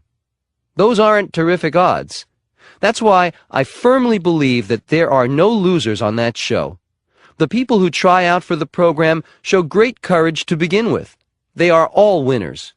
Being fired in front of millions of people isn't easy, but that's part of the deal, and they persist anyway. Most of them say the experience was worth everything they put into it, whether they won or not. Hemingway wrote the now familiar phrase, "Courage is grace under pressure." Think about it. Some days we are faced with challenges that we'd rather not have to deal with, but we get up and deal with them anyway. That's courage. It requires a certain poise. Maybe it's not heroic. Maybe every day isn't going to bring a calamitous situation, but it's an example of bravery that we can all understand. Self-confidence is a component of courage that we all need. Sometimes we need a push in the right direction.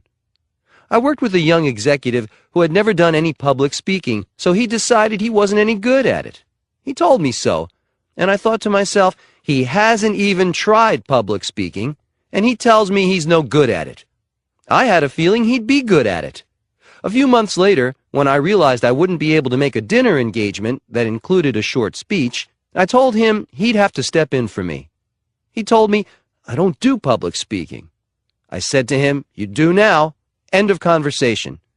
Do you know what? He's become an accomplished speaker. Courage isn't the absence of fear, it's the conquering of fear. The phenomenon of stage fright is a good example. I read an article recently about how common stage fright is, even among professional actors.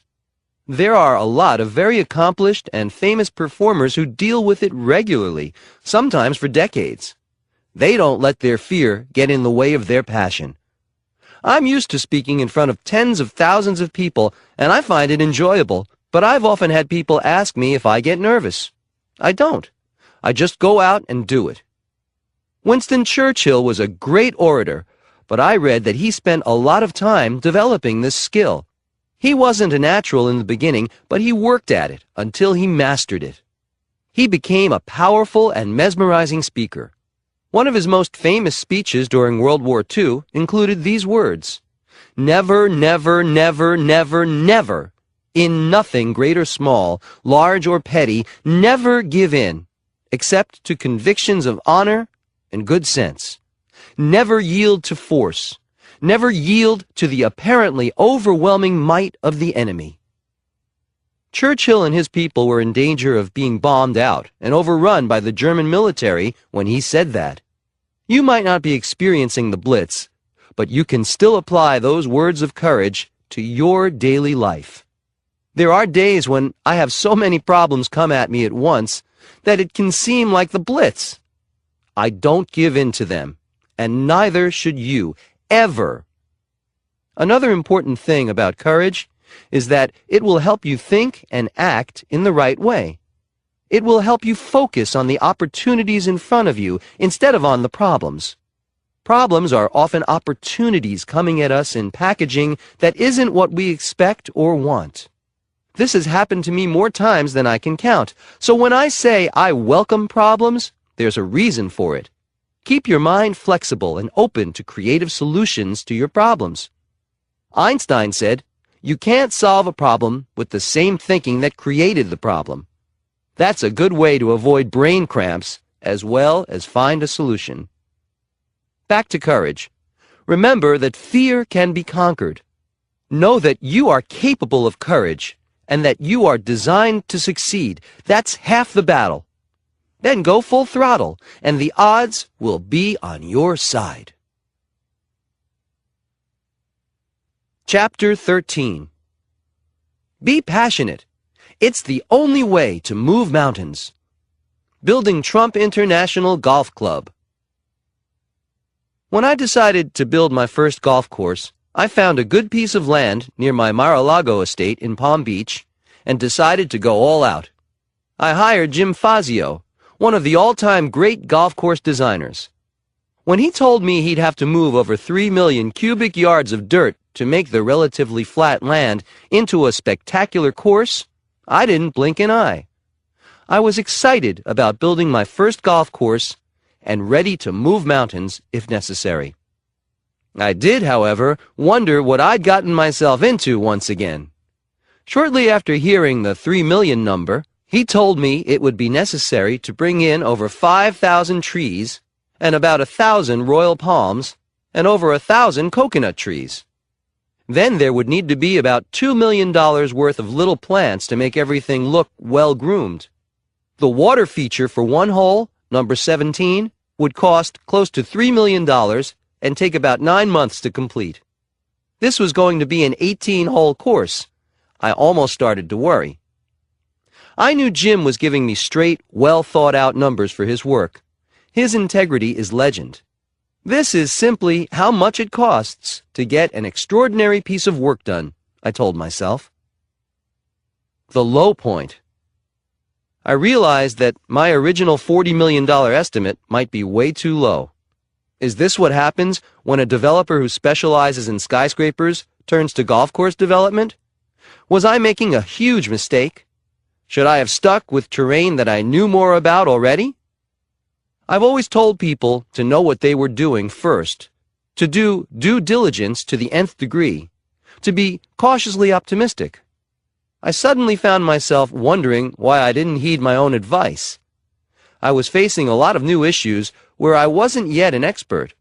However, I was excited about the fact that we were building something outstanding, and that kept me going. Jim Fazio often says that one of the great things about working with me is that I never asked him if we were spending too much money. Instead, I'd ask, "Do you need anything else?" He said that attitude helped his creative process. I'm glad he thought that because, in a big way, that's how it was. I have to admit that I had a few moments of doubts. Not big doubts, but doubts nevertheless.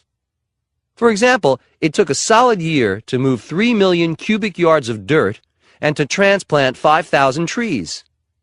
This wasn't fast going, but it was necessary, and it was painstaking work on Jim's part. Then, the Department of Environmental Resources told us that only 50 acres could be cleared at a time, which required us to plan the course in 7 sections. This also involved labeling all the trees and building a lake system. So it took a year before the golf course could even begin to be built. Fortunately, I'm a patient man when it comes to things I care a lot about. I was very excited to have a spectacular course, and I realized that if this is what was required to have that, then so be it. I had made my decision, and I decided to stick with it. I also knew I had a real pro working for me. Jim Fazio's reputation preceded him, and I could see for myself that he was totally reliable as well as genuinely passionate about his work. Was I expecting the impossible?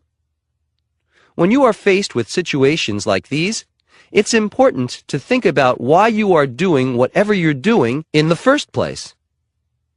There are always going to be some problems, and if you can remind yourself of your original goal, it helps to clarify and shed light on any doubts you might be having. Having done that, I was reassured and ready to move forward. Then I heard about the oak trees, 1,000 of them. It took 5 months to move them in because each of them had to be wrapped, and only 3 could be hauled in at a time. These oak trees were 20 to 40 feet tall each. They would line the fairways and would be worth it, I hoped. It was around this time I heard about the gopher tortoises. This was definitely a new dilemma. I'm used to zoning problems, but tortoises? 60 of them, in fact. They had to be cared for, absolutely. We were entering their turf, and we wanted to make sure we found an equal or better environment for them. Safely relocating them became a priority. I learned a lot about gopher tortoises. For example, they have been known to dig burrows as long as 40 feet by 10 feet deep. Just imagine what that can do to a golf course. So while I admired the tortoises for their industry, they had to be carefully relocated. After more than a year of meticulous preparation, the course was actually being built. Every hole was treated as if it was to be the culmination of a great course. And the end result is that the course is an absolute masterpiece. No other description does it justice. That's what I wanted, and that's what I got. Every tree was worth the time and effort, and believe me, I know about each and every tree. An additional 9-hole course was opened in 2006 to equal acclaim. It has been a resounding success on top of being an extraordinary achievement of design. The success and beauty of Trump International Golf Club set me up for building more golf courses, and all of them have been highly praised and very successful. Each course came with its own set of challenges, but after tackling my first course, I was ready for them. Moving mountains? Moving tortoises? No problem. Coach Trump. Make it happen in your life. My point to you is this. If you are passionate about your endeavors, it will be reflected back to you in your end result. Be sure to get the right people to work with you. Jim Fazio is as passionate about his work as I am, and this becomes apparent when you see the scope and quality of the finished course. Overcoming tremendous obstacles is all in a day's work if you love what you're doing. Remember that. Chapter 14. If you see big problems, look for big opportunities. Transforming a dilapidated neighborhood into a world-class hotspot. Today, Grand Central Station in New York City is beautiful, both as a sight as well as a sight. It's in a thriving, well-kept neighborhood. However, in the 1970s, it was a different situation altogether. The area was in the midst of serious decay. It was crummy, run down, and a destination point for no one except those entering and leaving the city as quickly as they possibly could. Who could blame them? If this depressing area truly represented New York City, I'd want to leave too. I'm a New Yorker. I love this city, always have, and always will. So this situation merited my attention, and the opportunity, as I saw it, was not just to turn an old hotel into a shiny new one, but to bring up the neighborhood at the same time. It's that think big attitude that I have. Why do one thing when you can accomplish two or more at the same time? The old Commodore Hotel next to Grand Central was in big trouble. It was a disgraceful sight. The people passing by were on their way to good jobs, coming from good homes, and they would continue this daily trek unless the city folded up and went goodbye, which wasn't likely to happen. I knew that the neighborhood was ready for change, and acquiring the Commodore Hotel became a quest. Even my father couldn't believe I was serious. He said, buying the Commodore at a time when even the Chrysler Building is in bankruptcy is like fighting for a seat on the Titanic. He knew it was a risk, and so did I. The flip side was that I knew it was a way to get the city to flourish the way it should. I'd be creating jobs and improving the neighborhood, for starters.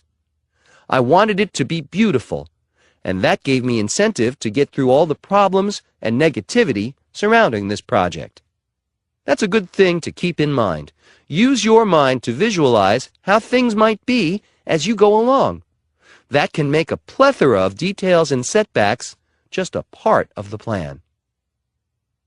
About 9 months before I was seriously into negotiations for the hotel, the owner, Penn Central Railroad, spent about $2 million in renovations that had no impact whatsoever.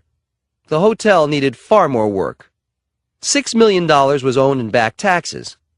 It was not a pleasant situation for the owners, and they were ready to get out.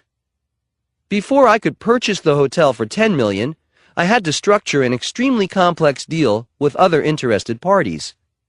I needed a tax abatement from the city of New York, a commitment from a hotel company with experience running hotels, and financing. This was complicated stuff, and it took several years to negotiate everything. At one point, Penn Central wanted me to pay a non-refundable $250,000 for an exclusive option on the property. I had to stall on that. That was a lot of money for an obviously risky situation. In order to remain in the process but to have more time, I had my lawyers nitpick the contracts and slow everything down. Meanwhile, I looked for a designer who had what it took to make a spectacular building. One young architect named Dare Scott that I contacted was immediately interested.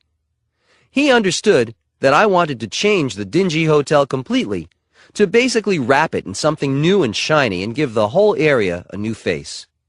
Note that I wasn't sure this deal was even going to go through, but because my goal was so clear in my mind, I went ahead and took the time to meet with an architect, as if the project was a done deal. That's positive thinking, but also pragmatic thinking, keeping things moving forward. If one thing doesn't work out, another will. Meantime, I will have met and connected with an architect that I respected and who respected me. If this deal fell through, I'd already know someone to reach out to for the next big project. I hired Dare Scott to do some drawings and asked him to make the presentation look as sleek as possible. I also started to look for an operator for the hotel.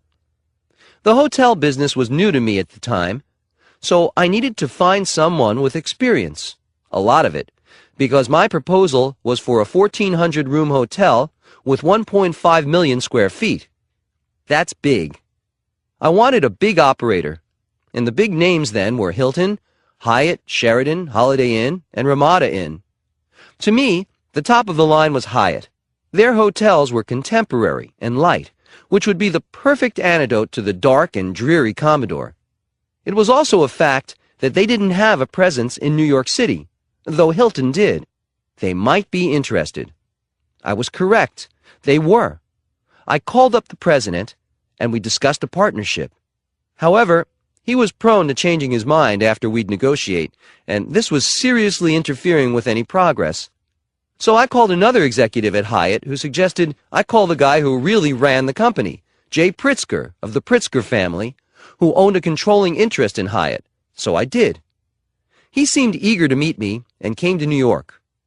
We made a deal quickly as equal partners. Hyatt would manage the hotel after I had it built. I was thrilled.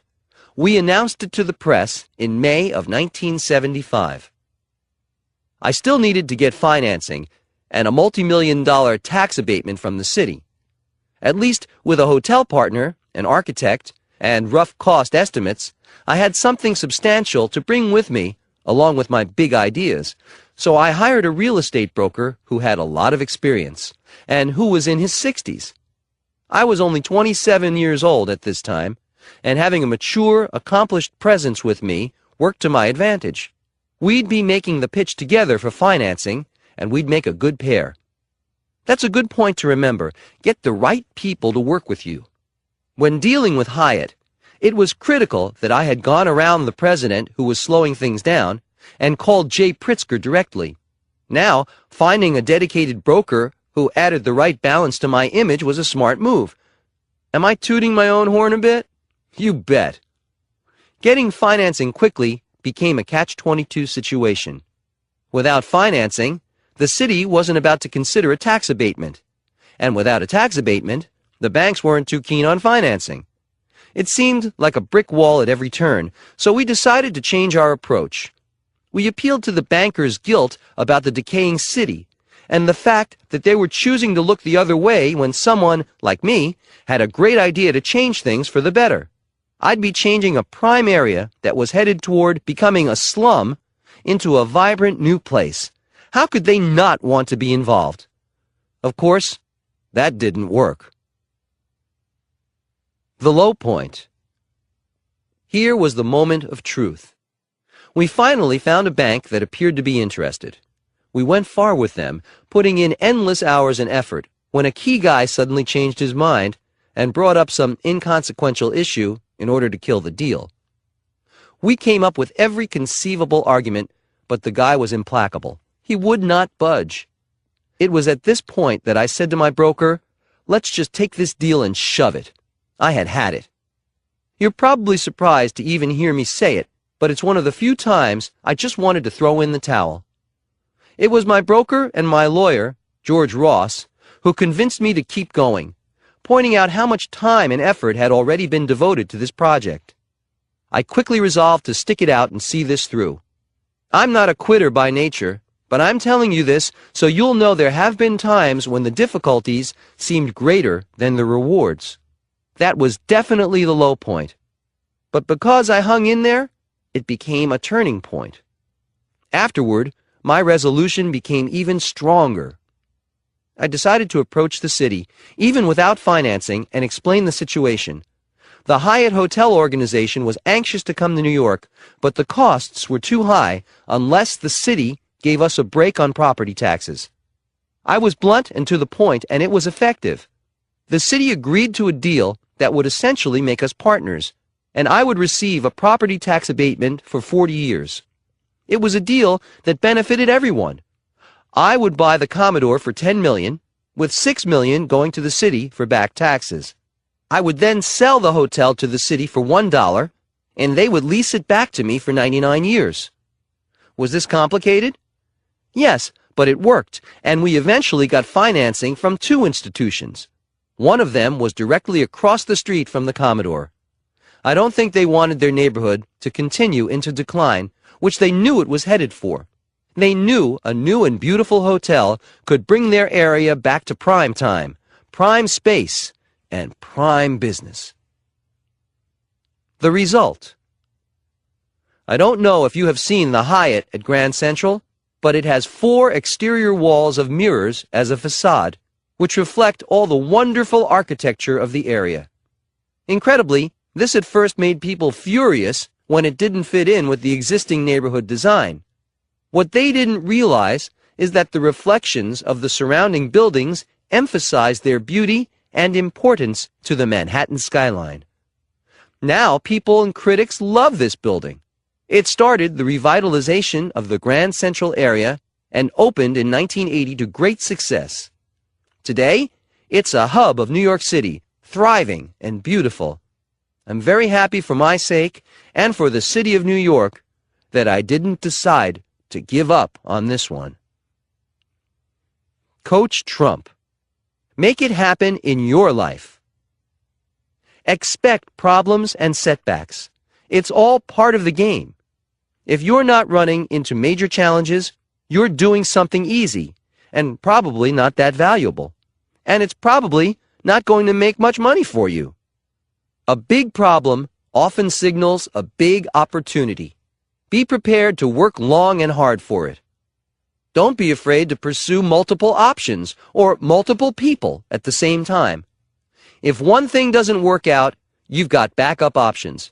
I promise you, not everything is going to work. In fact, you may have to try a lot of things to get just one thing to work. That's tenacity. And it's critical to success.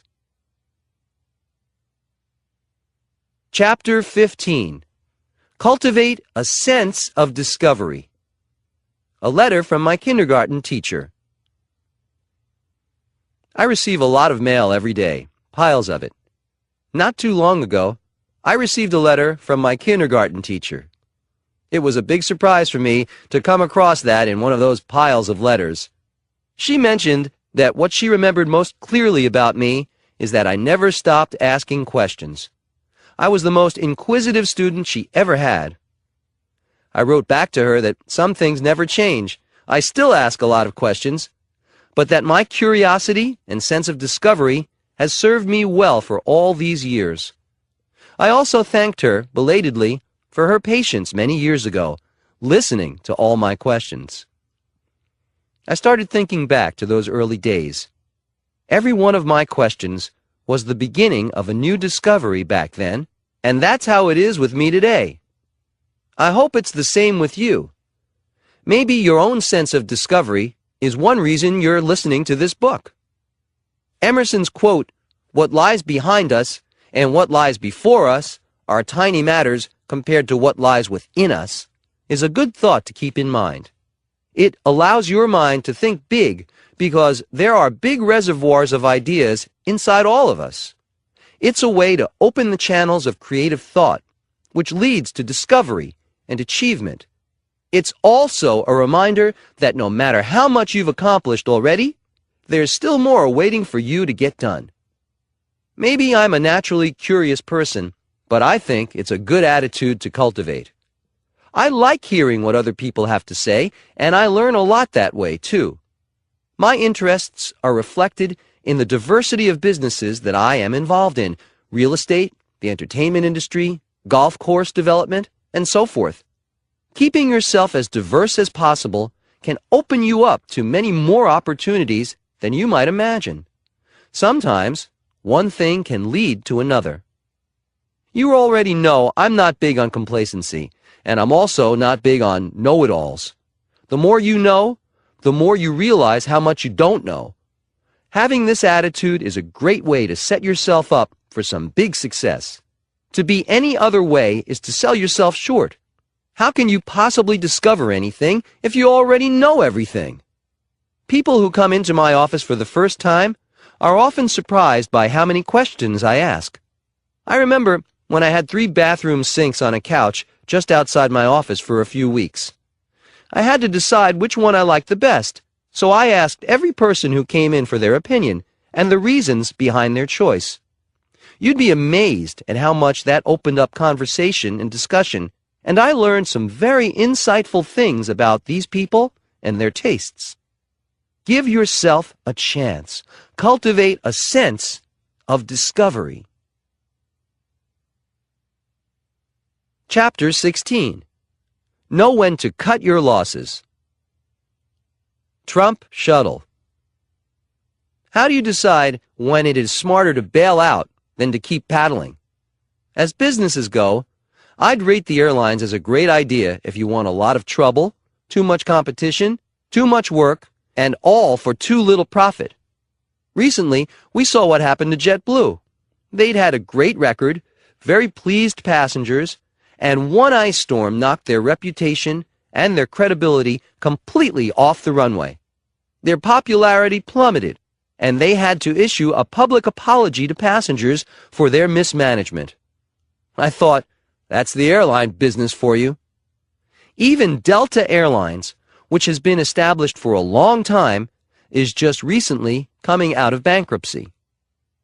The reason I can wince knowingly about these episodes with airlines is that I owned one from 1989 to 1992. It was known as the Trump Shuttle, and it was originally a part of Eastern Airlines. We had flights from LaGuardia Airport in New York City to Boston and Washington, D.C. on an hourly basis. I got into the business initially because Eastern Airlines was having trouble in the late 1980s, and it began selling its routes, including its Northeastern Air Shuttle. Now, this route was heavily trafficked, and I knew it could be successful. It just needed to be buffed up a bit to make the travel time a bit more luxurious for the passengers. My previous experience with air travel was that I owned a helicopter service that provided flights to Atlantic City, LaGuardia, Manhattan, the Hamptons, and Hartford, and I also had a private jet.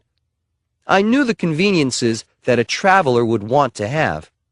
I made the new shuttle top of the line and technologically savvy with one of the first self-service check-in kiosks, and it had laptop computers available to rent.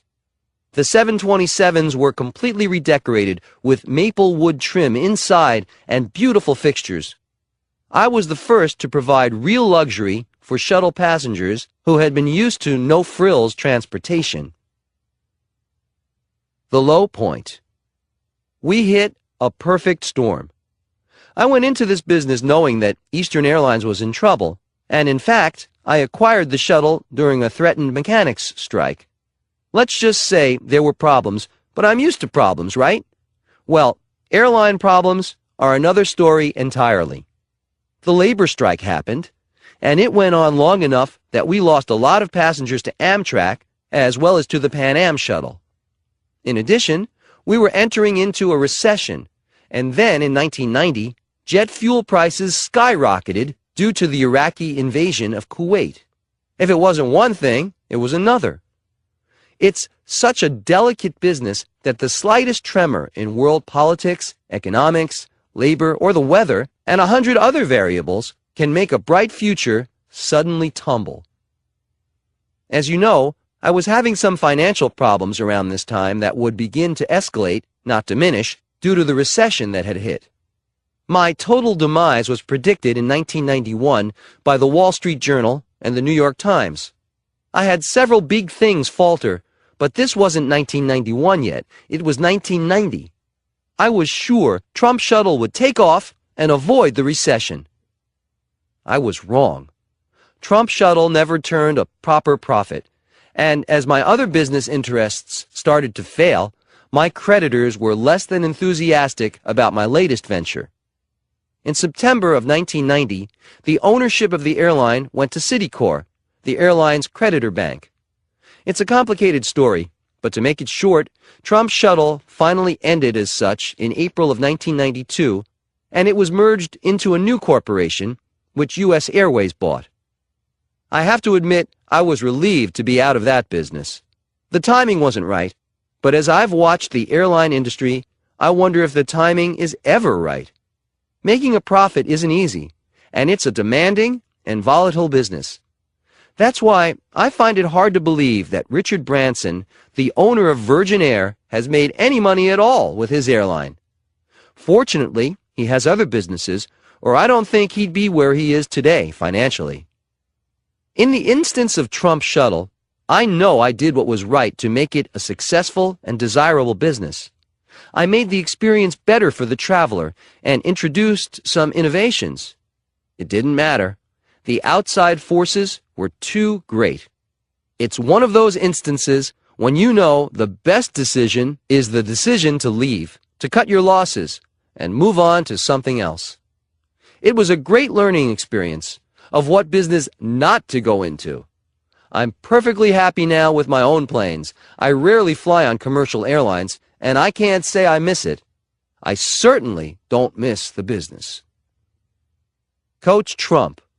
Make it happen in your life. Sometimes you work as hard as you can on something, and it doesn't work out. The question is, how do you know when to give up? I usually tough it out longer than most people would in a similar situation, which is why I often succeed where others have failed. I also know that sometimes you have to throw in the towel. Maybe you failed, but you probably learned something valuable. Chalk it up to experience. Don't take it personally, and go find your next challenge. Chapter 17. Business is about knowing the world. There are probably a million definitions of what business is, what it isn't, what it's about, how it works, and so forth. Years ago, I realized an important thing. Business is about knowing the world. That's a big assignment. That realization opened me up to a myriad of great opportunities I hadn't seen before. I started to see the world as an emerging market. That insight alone can improve your vision almost automatically, and vision is necessary for great success. In fact, if you can begin to see your neighborhood, your town, your state as an emerging market, you will be surprised at how creative you will become. New ideas will come to you even though you know every street, every house, every tree. Newness of vision can be invaluable when it comes to business. When you suddenly get some great idea, ask yourself, what am I pretending not to see? That's a good test for blind spots. Don't throw out those sudden lightning-like ideas, but be circumspect about them. Knowing the world means seeing the whole picture. That is definitely preferable to seeing a narrow slice of life and being content with a small amount of local knowledge. What we don't know can be as important as what we do know. If that thought doesn't make you endlessly curious about the wide world, I don't know what will. It's imperative to keep the big picture in mind and stay hungry for learning more if you want big success. I have had a think big attitude for a long time, even when I was determined to succeed in Manhattan as a young man. That was an immediate goal. The ultimate goal was a bit more universal. However, you have to do first things first. Now I am developing in many countries throughout the world, and the Trump brand is known globally. That's no accident. Aside from great determination and a strong will, I have to say that understanding the realities of how the world works, including a sense of world history, is a necessary ingredient for wide-ranging success. There may be flukes that will occur that catapult individuals to fame or fortune, but most often you will find that people who have operated on a large scale and remain diligent and successful for a long time also have a broad understanding of the world. I think the way technology drives business around the world today is an example of this. Visionaries saw all of this happening before most of us had given it a thought. The Internet has brought the world together in an exciting and efficient way, and all of us worldwide are affected. Technology is growing so rapidly that it's hard to keep up with the changes, even if you're in the industry. People have said, but is all this change really necessary? My answer is that refrigerators aren't really necessary. The world functioned without them for many centuries, but they sure were a great invention. In fact, for many years, countries' reputations were in part based on whether they had refrigeration or not. Emerging markets is a term very often associated with Wall Street firms. They have entire departments dedicated to fast-growing markets in developing countries around the world. Places like China, Brazil, Russia, Korea, and so on are making a big impact on the world economy. If you live in this world, it's a good thing to know something about it, because it will most likely affect you and your business goals. My advice is to change your compass from local to global while minding your local business. It may take an extra hour a day, but I can assure you it will be well worth your time and effort. How do I know this?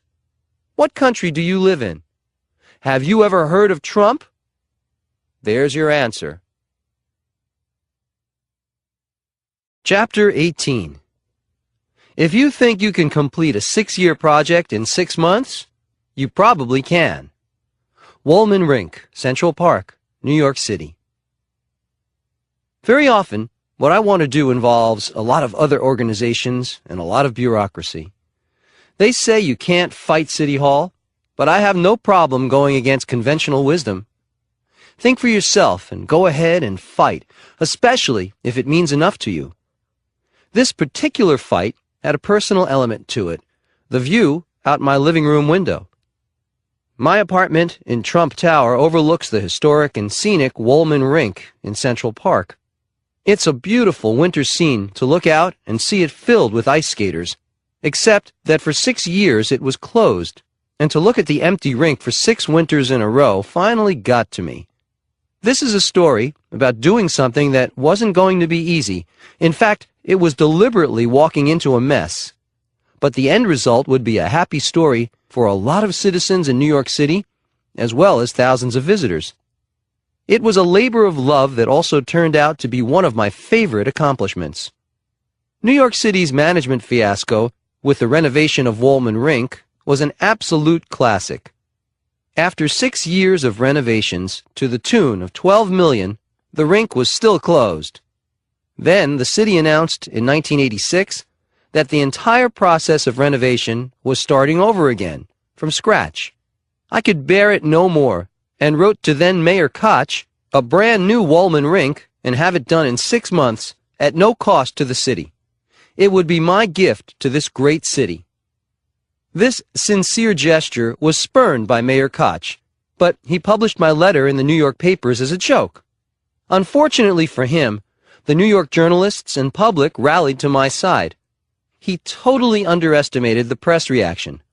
As one paper wrote, the city has proved nothing except that it can't get the job done. Koch's reaction to my magnanimous gesture reminded me of the old saying, no good deed goes unpunished. The next day, after the papers and public took my side, Koch reversed himself completely. Suddenly, the city was virtually begging me to take on Wollman Rink. We had a meeting in my office on June 6, 1986, with city officials, and long story short, we came to an agreement. I put up the construction money and agreed to complete the work by December 15th. At that point, the city would reimburse me for my costs up to a cap of just less than $3 million, but only if the rink worked. If I came in under budget, the city would pay me back only what I'd spent. If I went over budget, I'd cover the overruns myself. The low point. Although I was genuinely interested in doing this renovation, I must admit that when I went over and saw the conditions I was walking into, I had a few moments of doubt. This rink is over an acre in size, which makes it one of the largest man-made rinks in the country. There were enormous holes in the roof of the skater's house. There had been extensive water damage, and the rink required 22 miles of pipes. It also required 2 35,000-pound refrigeration units. I had publicly promised to complete all the work within 6 months. I wondered if I had backed myself into a potentially humiliating corner. If I failed, it would be in all the papers, and my reputation would definitely suffer. I had some challenges ahead of me, that's for sure. The doubts went away as long as I kept the image of a beautiful and finished rink in my mind. I knew I could get it done, but I wasn't kidding myself that it would be a piece of cake. The physical conditions at the rink weren't the biggest problem. There was such a lack of direction that the restoration process looked like a bumper car amusement ride that just went round and round in circles. There was no leadership. That's when I made the decision to take charge and check on this project every single day. I wanted to know what was going on, who was doing what, and I personally oversaw the process. For example, because I knew nothing about building rinks, I set out to find the best skating rink builder I could. I spoke to experts and decided on a brine system for refrigerating the ice. It's more costly, but very durable. I approached every aspect of rebuilding the rink as a personal undertaking. The rink was finished 1 month ahead of time and under budget. It was well worth the effort. The gala opening celebration for the rink was a great occasion, and we had skaters Peggy Fleming, Dorothy Hamill, Scott Hamilton, and others to help celebrate this great day for New York City. We finally had a working rink and a beautiful place for New Yorkers to play. All profits went to charity and the Parks Department. Everyone won. Was this process easy? No, it was painstaking. Was it worth it? You better believe it. When you come to New York City, don't miss it.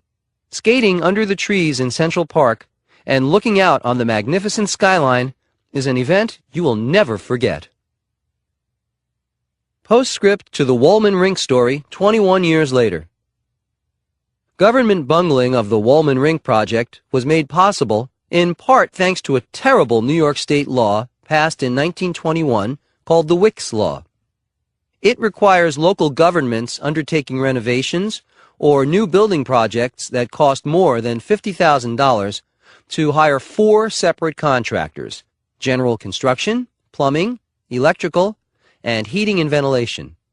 Local governments must hire the lowest bidder in each of these areas, even though they could save a lot of time and money by hiring a single general contractor who oversees all subcontractors.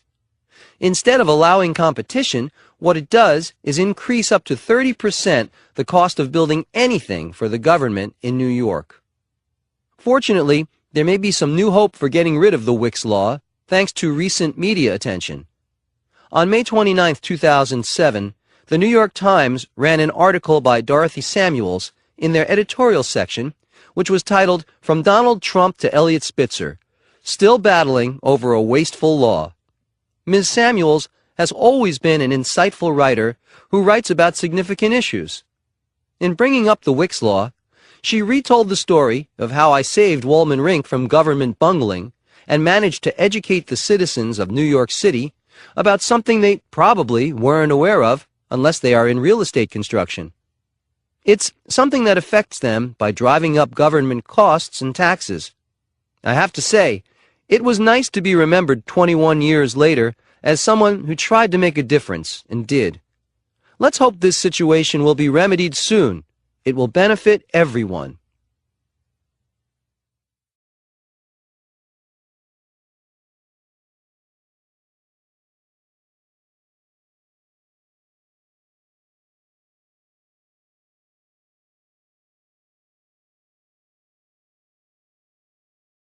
Chapter 19. Don't let fear stop you, even in front of millions of people. Doubts will continue to surface, even after you've made up your mind to go forward. A Saturday Night Live story.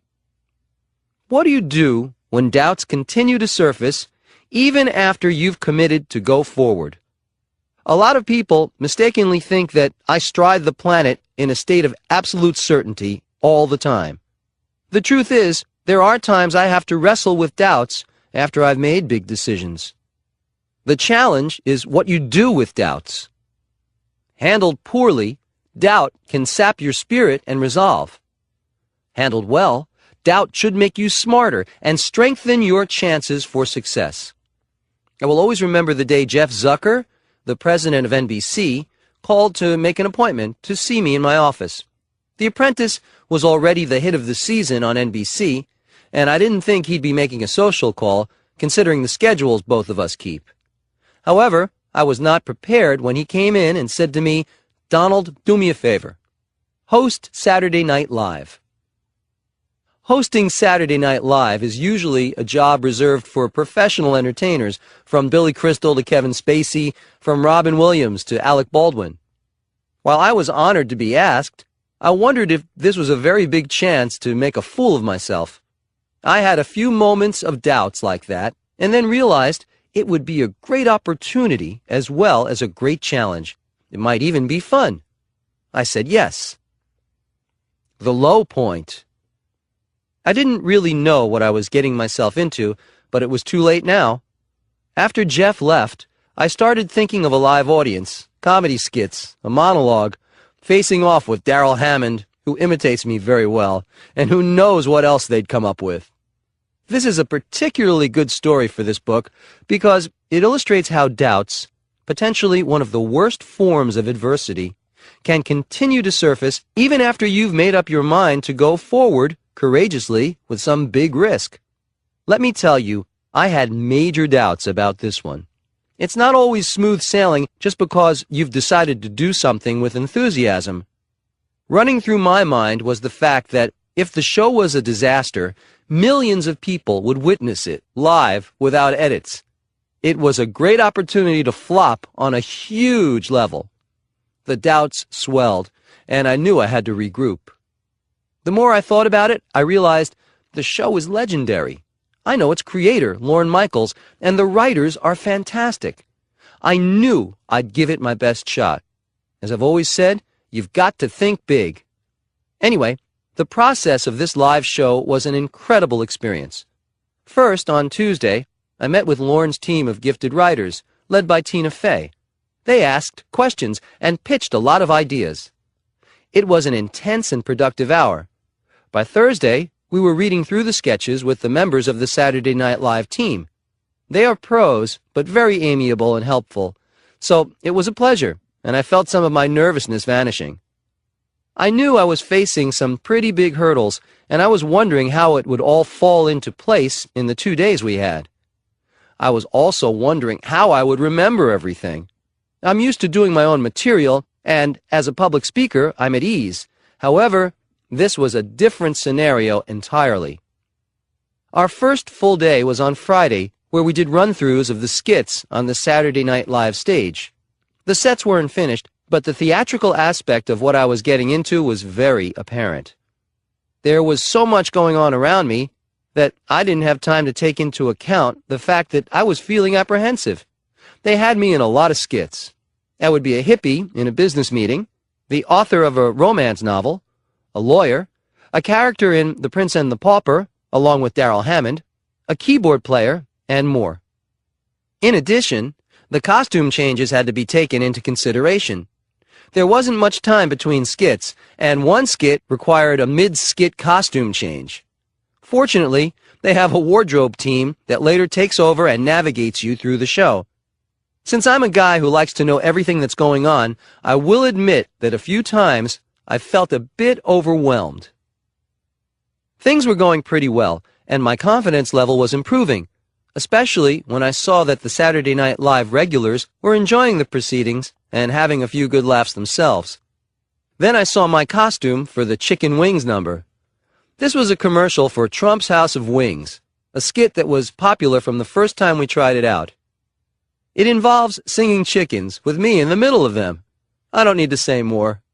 I had already said the chicken outfit was out, and what they gave me instead wasn't much better. A bright yellow polyester suit that would make anyone look like a sitting duck for smart comments. I remember saying to someone, "What have I gotten myself into?" Little did I know the hard part was coming, the monologue. Think about it, walking out on stage with millions of people watching and hoping to be funny. Then think about this, what if I wasn't funny? Here's a word to the wise, don't think about it. You have to go for it, or you will just freeze up thinking about it. I want to stop here to reiterate what I just wrote. It is absolutely true that sometimes you have to get out there and do it. Being tentative can lend itself to fear, and fear of failure can halt you immediately. You have to work despite your fears, and very often they will disappear. Don't let fear stop you. I know, it's easier said than done. I even said to the set builders at this point, "What am I doing here? I should be building like you. I can relate to you guys." Once I got deeper into the rehearsals, it went well. We got some good laughs, which, believe me, was a wonderful sound. And I had gotten through a very big test of my ability to handle pressure and a new environment. In fact, I remember thinking that maybe I'd ask Darrell over to my office one day so I could take a break and he could play me for a few hours. Thinking these thoughts managed to take my mind off the live show the next night. It was all still very new to me. The next day was Saturday, which ends up being a marathon day for everyone. We ran through the show for a live audience of 300 people. This was considered to be the dress rehearsal, and the skits that are most popular with this audience will make the final show. That's when I learned that we wouldn't know what skits would be in the live show or their order until about a half hour before appearing live. I'm someone who likes having things in order and ready to go, no matter what it might be. This news hit me with a strange sense of surprise. I'm used to having and studying blueprints for a long time, for example. Being well prepared for critical meetings has been one of the secrets to my success. Just think, some of the skits we had rehearsed for 2 days would be cut out completely, including, it turned out, one of my favorites, where I played a romance novelist. All the preparations for those skits would be null and void. Then we'd have a new running order and no time to get ready for it. I was in for an exciting time, that's for sure. I had to take a deep breath and realize that I just might be in over my head. This was big time, with a huge live audience to watch me, as well as being on tape for history to see. My photo would go up on the wall in the halls of this legendary show. What if I flopped, forgot my lines, forgot the lyrics to the song I had to learn in 5 minutes, put on the wrong costume, looked like an idiot instead of a respected real estate developer? Believe me, you can have a lot of thoughts at critical moments like these. So, if you've ever felt that way, know you're in some good company. Here's my advice. Get to it and go on with the show. That's what I did. And beginning with the monologue, I have to say it was a night I'll always remember. Everyone had a good time, from the wardrobe people to the Saturday Night Live pros, to the audiences, both live and at home, and to the musicians who made sure we were ready to go when the time came. Here's the best part. I had a fantastic time, and an experience that was worth every nagging thought and fear of failure thought that crossed my mind during that hectic week. Did I ever think I'd be the host of Saturday Night Live? Never. That's what's great about taking chances. Success won't happen to you unless you decide to take chances first. Don't settle for failure when you can take a few risks and change the course of your life, or at least enhance it. It may not be Saturday Night Live, but taking risks and putting yourself in uncomfortable new situations can definitely put some excitement into your life. If I can do a song and dance number with people dressed up like chickens in a bright yellow suit in front of millions of people, you can certainly stand to take a chance once in a while. I don't want to hear any excuses, so go for it and never give up. Coach Trump. Make it happen in your life. Be a chameleon. When a challenging opportunity comes along, take full advantage of it. Learn from it. Taking risks and making mistakes is the best way to learn something new. Most of the time, you will surprise yourself. Just dive in. Don't give yourself time to doubt. If you're thinking, I'm not sure if I can do this, turn it into, it's going to feel great when I do this. Chapter 20. Don't take yourself too seriously. People are surprised sometimes when they visit our offices and hear laughter coming from mine. I'm a serious businessman, but I also know the value of laughter. That's why I smile when I see those long, serious faces in ads and commercials that are supposed to represent serious business being done. There's no reason you can't have some fun. In fact, if you're not having fun, you know by now that I would advise you to find something else to do. Your job is probably not brain surgery, so lighten up a little. A friend of mine, Joel Anderson, is a remarkable and very successful businessman. I had invited him to a major charity event, and I didn't hear back from him until after the event had happened. He had been traveling, but he took the time to write me a note and send a check anyway. He explained that thanks to The Apprentice, I had become so famous that he was able to sell the signature on my letter for enough money to cover the charitable donation he was enclosing. I wrote back to him thanking him, and told him I like having shrewd friends who know a good business deal when they see one. Both of us had a good laugh, and a good cause benefited. That's one way business works, and it can make every day a pleasure. Try to spice up your dealings and daily work routine with occasional jokes and laughter, and you'll see how much more enjoyable your work will become. The people you work with will appreciate it too, if you can make them laugh. After the first season of The Apprentice, I wrote Mark Burnett a letter about how it had been a fantastic experience working with him. I explained to him that little did I know while writing The Art of the Deal back in 1987 that it would become a bestseller while at the same time being a catalyst to a young man selling T-shirts on Venice Beach in California. That young man was Mark Burnett. I also told him that if I'd ever said anything negative about guys who hang out on the beach, that I hereby take it back. We had become business partners, but also friends, and the humor we enjoyed made the experience all the better. It pays to have a sense of humor about yourself. I did a commercial for Visa a few years ago that required me to grovel around, or appear to be groveling around, in a dumpster to retrieve my Visa card.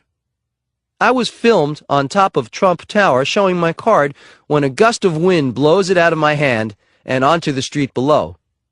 A passerby notes when I crawl out of the dumpster, and I thought he was doing so well. I didn't mind. I had a great time, and the commercial was a big success. If I took myself too seriously, I would have missed out on a lot of fun and a nice paycheck. Business at its best should have both. Chapter 21. Sometimes you have to start over. Dubai. Sometimes it's in your best interest to start over, even if you're established and can afford to do as you please. A good example of that is the new Palm Trump International Hotel and Tower that's going up in Dubai.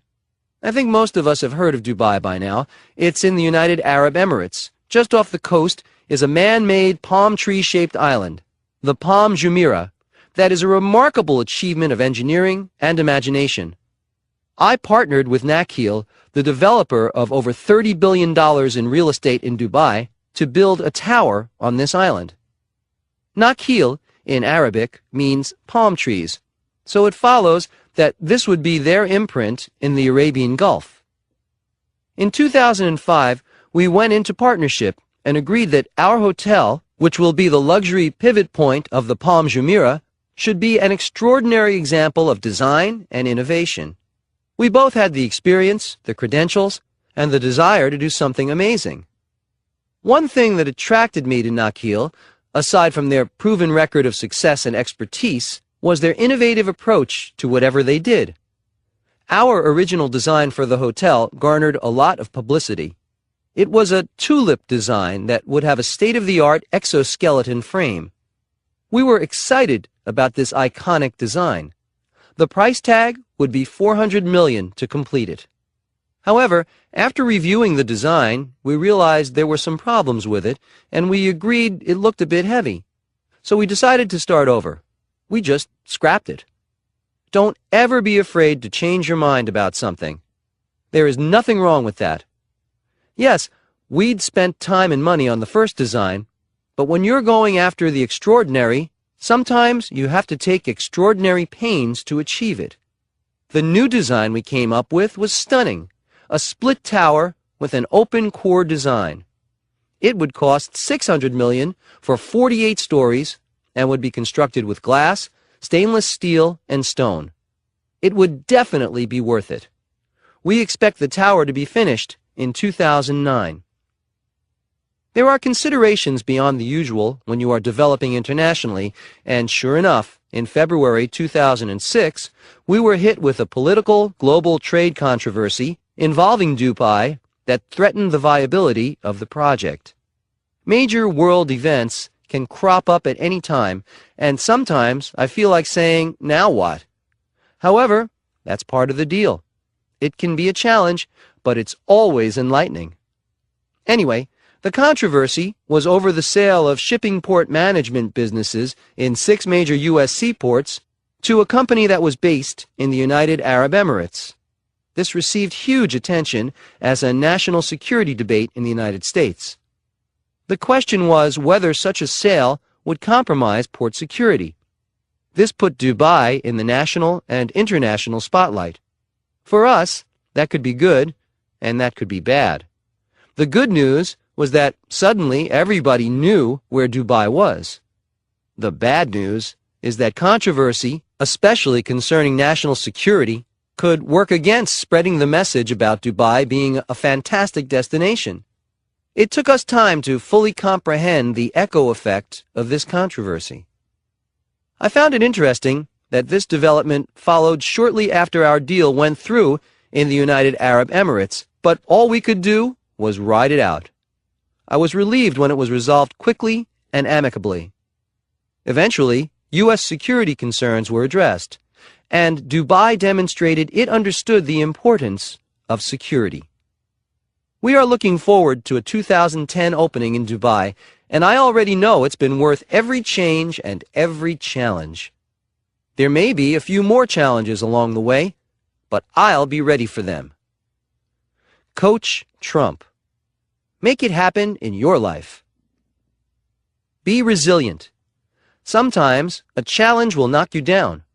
Your plan may be a bust, or your goal may be unattainable for a time. You may be stopped in your tracks.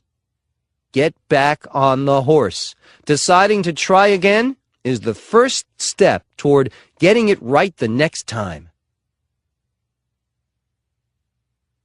Chapter 22. I told my friend he was a big-time loser.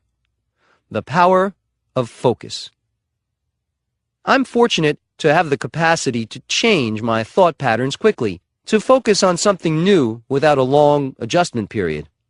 For example, people have commented on how quickly I conduct meetings. I can lead effective and productive meetings one after another without any downtime between them. I credit this ability to knowing what focus really is, and the ability to get to the point very quickly.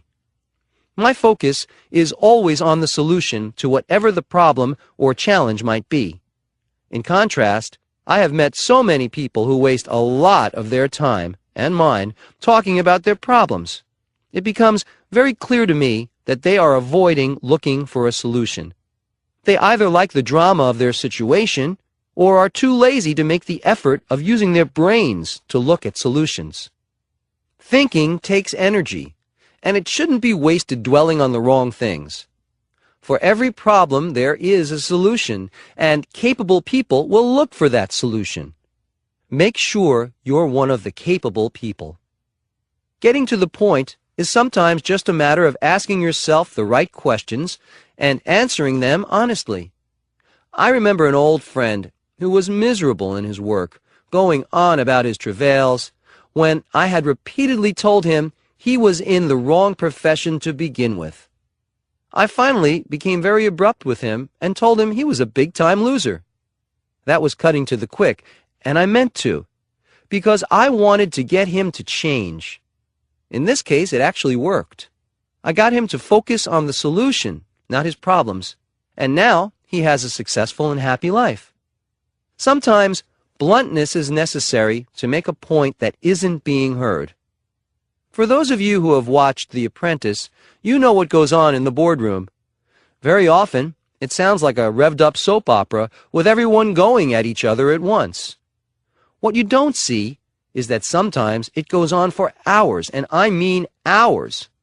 The number of stories and opinions and inside dramas that don't make the final cut are truly unbelievable.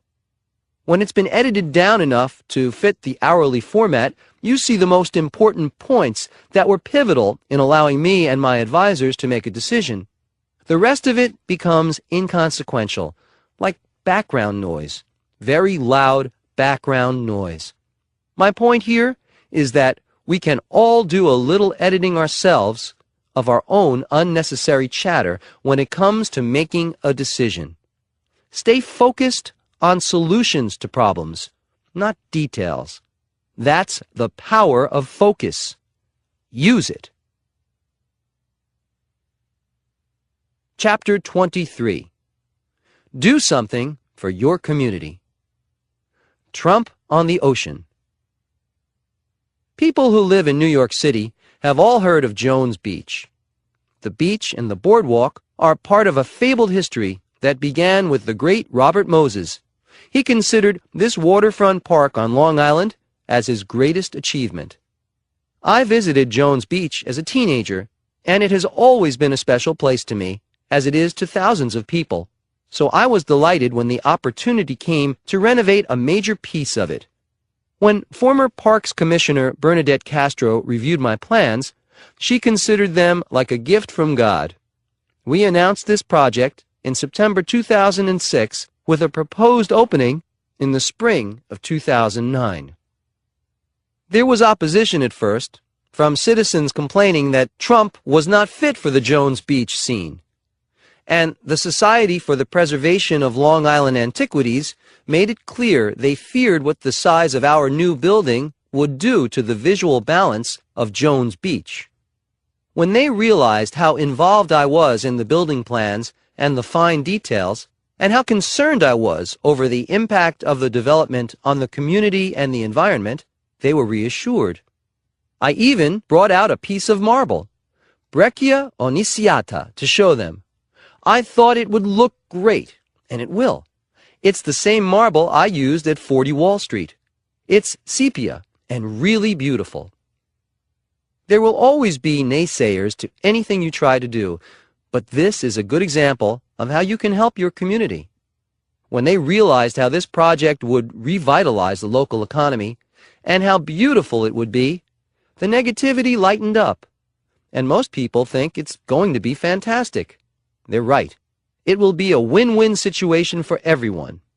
I told people I wanted to bring this historic site up to the gold standard it deserves, to make it a destination point worthy of its amazing history. What we are doing is replacing the old Boardwalk restaurant with a beautiful 36,000 square foot facility that will have Atlantic Ocean and park views. There will be a catering hall and restaurant. We will have social and corporate catering, a restaurant, a lounge, and a ballroom. It will restore Jones Beach to prominence in the life of New York City. In fact, New York can expect to make around $75 million from it over the next 40 years. The building will belong to the state. Not a penny of taxpayer money will be spent. Our long-term lease required special legislation, which was not a surprise. We're in good company, however. Only one other New York Parks contract has a term that long, and that's Niagara Falls. We had to deal with a lot of roadblocks, but we prevailed, and it will be a fantastic site. Being in a position to help out at Jones Beach has been a tremendous feeling. I know detractors will be pleasantly surprised when they see how well integrated the design will be with the environment and the park. In a way, I am paying tribute to Robert Moses. I'm sure he would be very proud, and so will the New Yorkers who have loved Jones Beach. Chapter 24. Defending the Flag. I have been fighting battles over flying the American flag. Can you believe it? At my California golf club, Trump National Golf Club, Los Angeles, I put up a big American flag and built a flagpole specifically for that purpose. Suddenly, they were saying it was too big. Too big? Too big for what? It faces the Pacific Ocean. I think the Pacific Ocean can handle it. I never thought that flying the American flag on American soil would be considered subversive, but that's what it amounted to. Although there will always be some small-minded people who have a complaint to make. They made their complaints, but then came the backlash. Everyone rallied to my side in defense of keeping the beautiful American flag waving. The publicity was terrific, not only for patriotism, but for my property. Suddenly, everyone knew about this beautiful golf course that fronts the Pacific Ocean, and everyone knew that the American flag meant enough to me to go to battle for it. I didn't have to do much persuading to keep the flag. The uproar that ensued did the persuading for me. So I decided to put up the American flag on my Mar-a-Lago estate in Palm Beach, Florida. I would love to tell the story, but I've agreed with the town not to do so. But I'm pleased to report that the town is happy. I'm happy, and most importantly of all, the flag flies proudly. Always remember, some things are worth fighting for. The American flag is one of them. Chapter 25. When your wardrobe malfunctions in front of 10,000 people, make it part of your act. 2 public speaking screw-ups. Everyone gets egg on his face sometimes, including me. Screw-ups may not seem so funny at the time, but at least they make life interesting. Fortunately, in almost every instance, even big goofs can work out for the best. I know that sounds cliched, but it happens to be true. I was scheduled to speak in Dayton, Ohio, and about 5,000 people were waiting. I was flying in from New York City along with a camera crew who would be filming the speech for footage on The Apprentice. Just as we were ready to take off, my jet stopped. My pilot said there was something wrong with the brakes, and he didn't think it was safe to proceed. So we tried to get a commercial flight, but there weren't any that could accommodate the large group we had. I started to wonder if I might have to cancel the speech. However, when I give my word that I'll be somewhere, I do my best. So what I did was to call all my friends and ask if anyone had a private jet we could borrow. Sure enough, someone had a jet at LaGuardia that wasn't being used. So we all piled out of my jet and into another jet and finally took off for Dayton. I figured it would all go well from then on. The low point. When we landed in Dayton, it was pouring. Just pouring buckets of rain. Plus, it was rush hour. It was such a mess that they arranged a full police escort for me and my entourage to get from the airport to the arena where I'd be speaking. It still took a long time. This was beginning to seem like a trip to China, not Ohio. To top it off, it was also Melania's birthday, and I had planned to get back to New York City in time to take her out for dinner and to celebrate. Unless she was ready for some midnight supper at a local deli, those plans were about to be scrapped too. The audience had the worst of it. They had been waiting patiently for several hours at this point. When I finally arrived, I told the patient folks in Dayton that they'd had their own reality show that day. They were impressed that I had finally made it there despite several major deterrents. And we all had a great time despite the delays, the rain, and the malfunctions. In fact, they sang happy birthday to Melania when they were waiting for me to show up. When I finally arrived, someone gave the heads up that Mr. Trump has entered the building. Shades of the days of Elvis. I had a good laugh, and we all had a day to be remembered. The point is, even big goofs can, and often do, work out for the best. A wardrobe malfunction. Another time, I was scheduled to speak in Las Vegas in front of approximately 10,000 people, and I flew in from California with about half an hour to spare before going on. Since I had been traveling, I asked a young woman who was backstage coordinator to have my jacket pressed. So she took my jacket, and I waited in the green room chatting with visitors and with Keith, my bodyguard. When it was time to go on, I started looking for my jacket. It was nowhere to be found. I had 10,000 people waiting for me and no jacket. The young woman appeared and told us she'd sent my jacket out to a nearby hotel to get pressed, and it wasn't back yet. We were astonished. With a half hour to go before stage time, no one sends out a jacket to be pressed. We thought she'd have it steamed or pressed on the premises, but she was obviously new at this job. I wasn't happy about it, but what could I do? I borrowed Keith's jacket, even though Keith is a bit larger than I am. It had to suffice. I was a few minutes late getting to the stage, but the crowd didn't seem to mind too much. I told them about what had happened backstage and apologized for a jacket that neither fit nor matched my suit. They didn't seem to mind that either. The speech went well despite the backstage commotion, and they seemed to enjoy the spontaneity that was created by someone's mistake.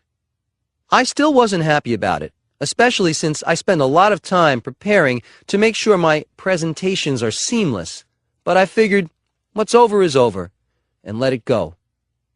The next day, on the front page of the major Las Vegas newspaper, was a photo and story about me. I shared the front page with a story on Jay Leno. Due to the wardrobe malfunction that occurred the night before, they decided to give me more coverage because it ended up being a funny story to them. The billionaire loses his jacket. So this goof ended up being in my favor in the long run after all.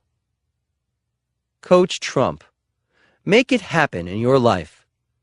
Take blips in stride. Instead of trying to deflect problems or obstacles and send them off in another direction, try to embrace them. Turn them into something positive.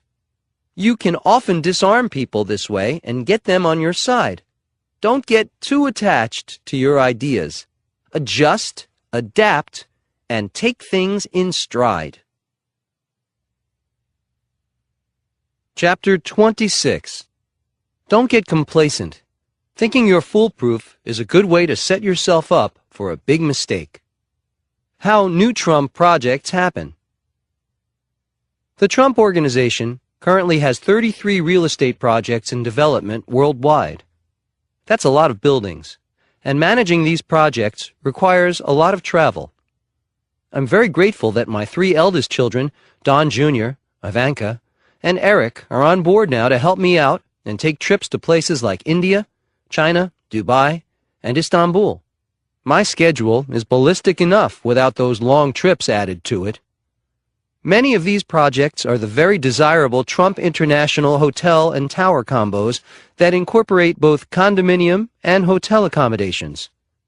People often wonder how these buildings get built.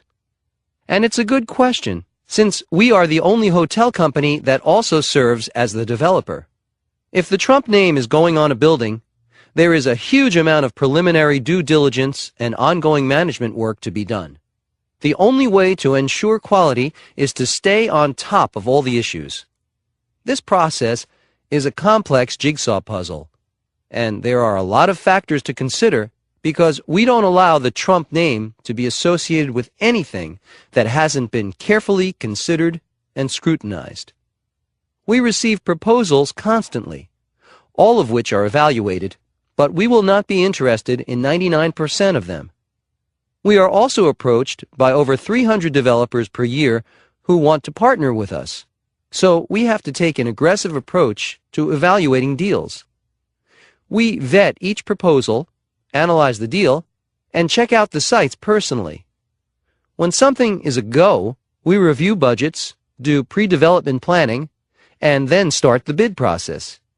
We deal with contractors, subcontractors, and we negotiate the final price. Every construction document has to be reviewed by our team. Next, we start weekly construction meetings and sales and marketing meetings. We speak to representatives on our job sites every single day. Nothing is left to chance. That's one reason for our success. Because we have many international developments now, one thing we deal with is securing financing in foreign countries. This can sometimes be complicated if the country has a track record of political instability. If we get in at the right point in a real estate growth cycle, it may still be relatively inexpensive to build there, but with good growth potential. So we will take advantage of the opportunity. It would be easy to get complacent because we've had a lot of successes, but we know there is always risk around the corner. We avoid being complacent by being diligent in our preparations. Thinking you're foolproof is a good way to set yourself up for a big mistake. We very often become interested in a site because I've been there and I see the potential. That happened when I visited Panama City for a Miss Universe pageant in 2003. I remember saying, "This is a beautiful city, a fantastic place, and I'd like to build something here one day." Well, someday has happened, and the Trump Ocean Club is underway. A 2.4 million square foot, 65-story hotel and condominium tower. It's the first time the Trump Organization has invested in Central America, and it's a terrific choice. As fate would have it, the unveiling of the plans for the Trump Ocean Club in April of 2006 occurred the same day that Panamanian President Martin Torrijos asked voters to approve a multi-billion-dollar project to expand the Panama Canal. This would be the canal's biggest modification since 1914, the year it opened, and would enable large, modern cargo ships to navigate the canal. The growth potential was obviously there, and this was a good indication that the city was on the verge of a great surge of interest and activity. The design of the Trump Ocean Club Tower is remarkable as well. It appears as a very tall sail, and the units will have flow-through panoramic views truly spectacular. I've got my own instincts and preferences, but we also review what comes in for us from other people. We cover our bases and are always ready for an opportunity.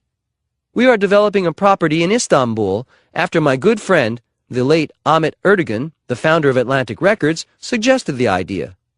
Ivanka will be visiting Turkey to look for a site. Once a site is approved, we will appoint a project manager to oversee the project. For example, in Las Vegas, we have Brian Boudreau to supervise the Trump International Hotel and Towers development.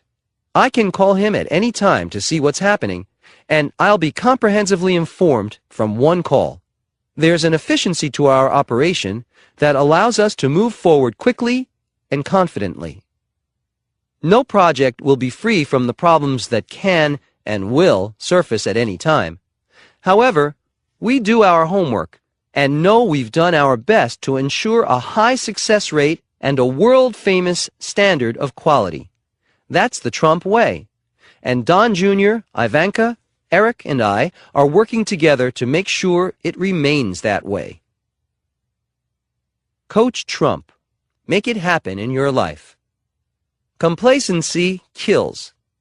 Remember that your success and all good things that come your way are a direct result of your effort. You have a place to live because you've earned it, and you have possessions because you've earned them. Growing cocky or self-assured can lead you directly into a downfall. I know, because it's happened to me. Chapter 27. Only in New York. This city will serve up problems and solutions you won't find anywhere else. Traffic can be unbearable in New York City at times. Once I was with the apprentice crew in my limousine, and we got stuck in a traffic jam. We were at a standstill. Everyone started doing their elbow-to-the-horn routine. The horns just kept honking without interruption. My limo was packed, and we hadn't moved an inch in 20 minutes. I finally couldn't stand it anymore, so I decided to get out of the limo and just stand in the middle of the street. What happened was classic, but it worked. Suddenly, the horns stopped. There was dead silence because people recognized me standing in the middle of the traffic mess. They did what I hoped they'd do, took their hands and elbows off their horns, and started waving and shouting, "Hey, Donald! Hey, it's Donald Trump! It's the Donald! Hey, Donald!" It was a great moment, and I waved back and laughed, but mostly I was relieved they'd stopped honking their horns for a couple of minutes at least. There are times when it's great to be recognizable, and this was one of those times. Of course, there are plenty of times when it creates problems I could live without. I have a great security team, but now and then things can happen. I was scheduled to appear at a party on a ship on the Hudson River that was going to do an evening dinner cruise around Manhattan. It would take up about 15 minutes of my time, and I would leave before the boat left the dock. It was a great cocktail party, and I was talking to a few people when suddenly I noticed the boat wasn't at the dock anymore. We were going down the river. No one told me we were leaving the dock, including my bodyguard.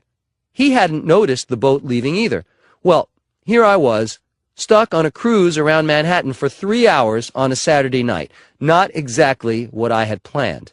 I didn't know who to get angry at first, the captain, my host, my bodyguard, or whoever was around me. I never would have agreed to a 3-hour cruise.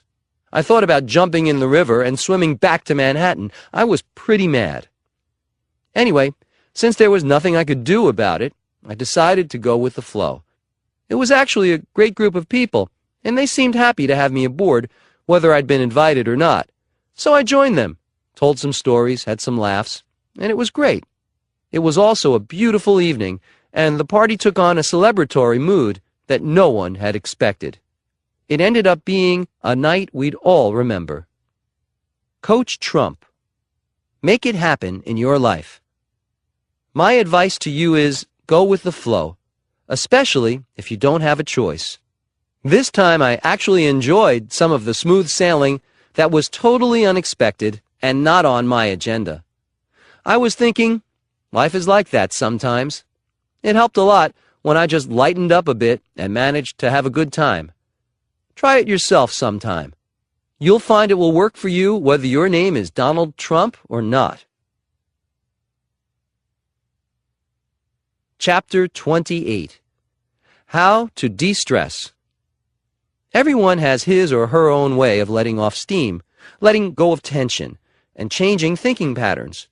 Whatever works for you is the best choice, as long as it's not self-destructive or destructive to others. That's why I like to golf. Golf is a brain game, but it can be totally relaxing at the same time. I find it opens my mind to new possibilities, and I can problem solve very effectively while I'm on the golf course. What I do in the office at times is to practice my swing, or I'll just pick up a golf club and think about the game. That action alone is a breath of fresh air, even if it's office air, and helps me see things creatively or in a new light. I know that some people find music or exercise does that for them, but for me, it's golf. Another way to de-stress is to replace negatives with positives. This applies in many areas. For example, I try to surround myself with positive people and get rid of the negative types. Anyone who visits my office will notice that I have many photographs of my family, my parents, my children, and Melania. That's a great positive focus to keep. Not that I need reminders, but a glance now and then can keep things in perspective. I also have photos and mementos of achievements that have meant a lot to me over the years. So, if the going is rough, I have tangible reminders of past successes. None of them were easy either. Keep your momentum going. Try to replace negatives with positives, and you'll have more successes waiting for you, even if right now they're nowhere in sight.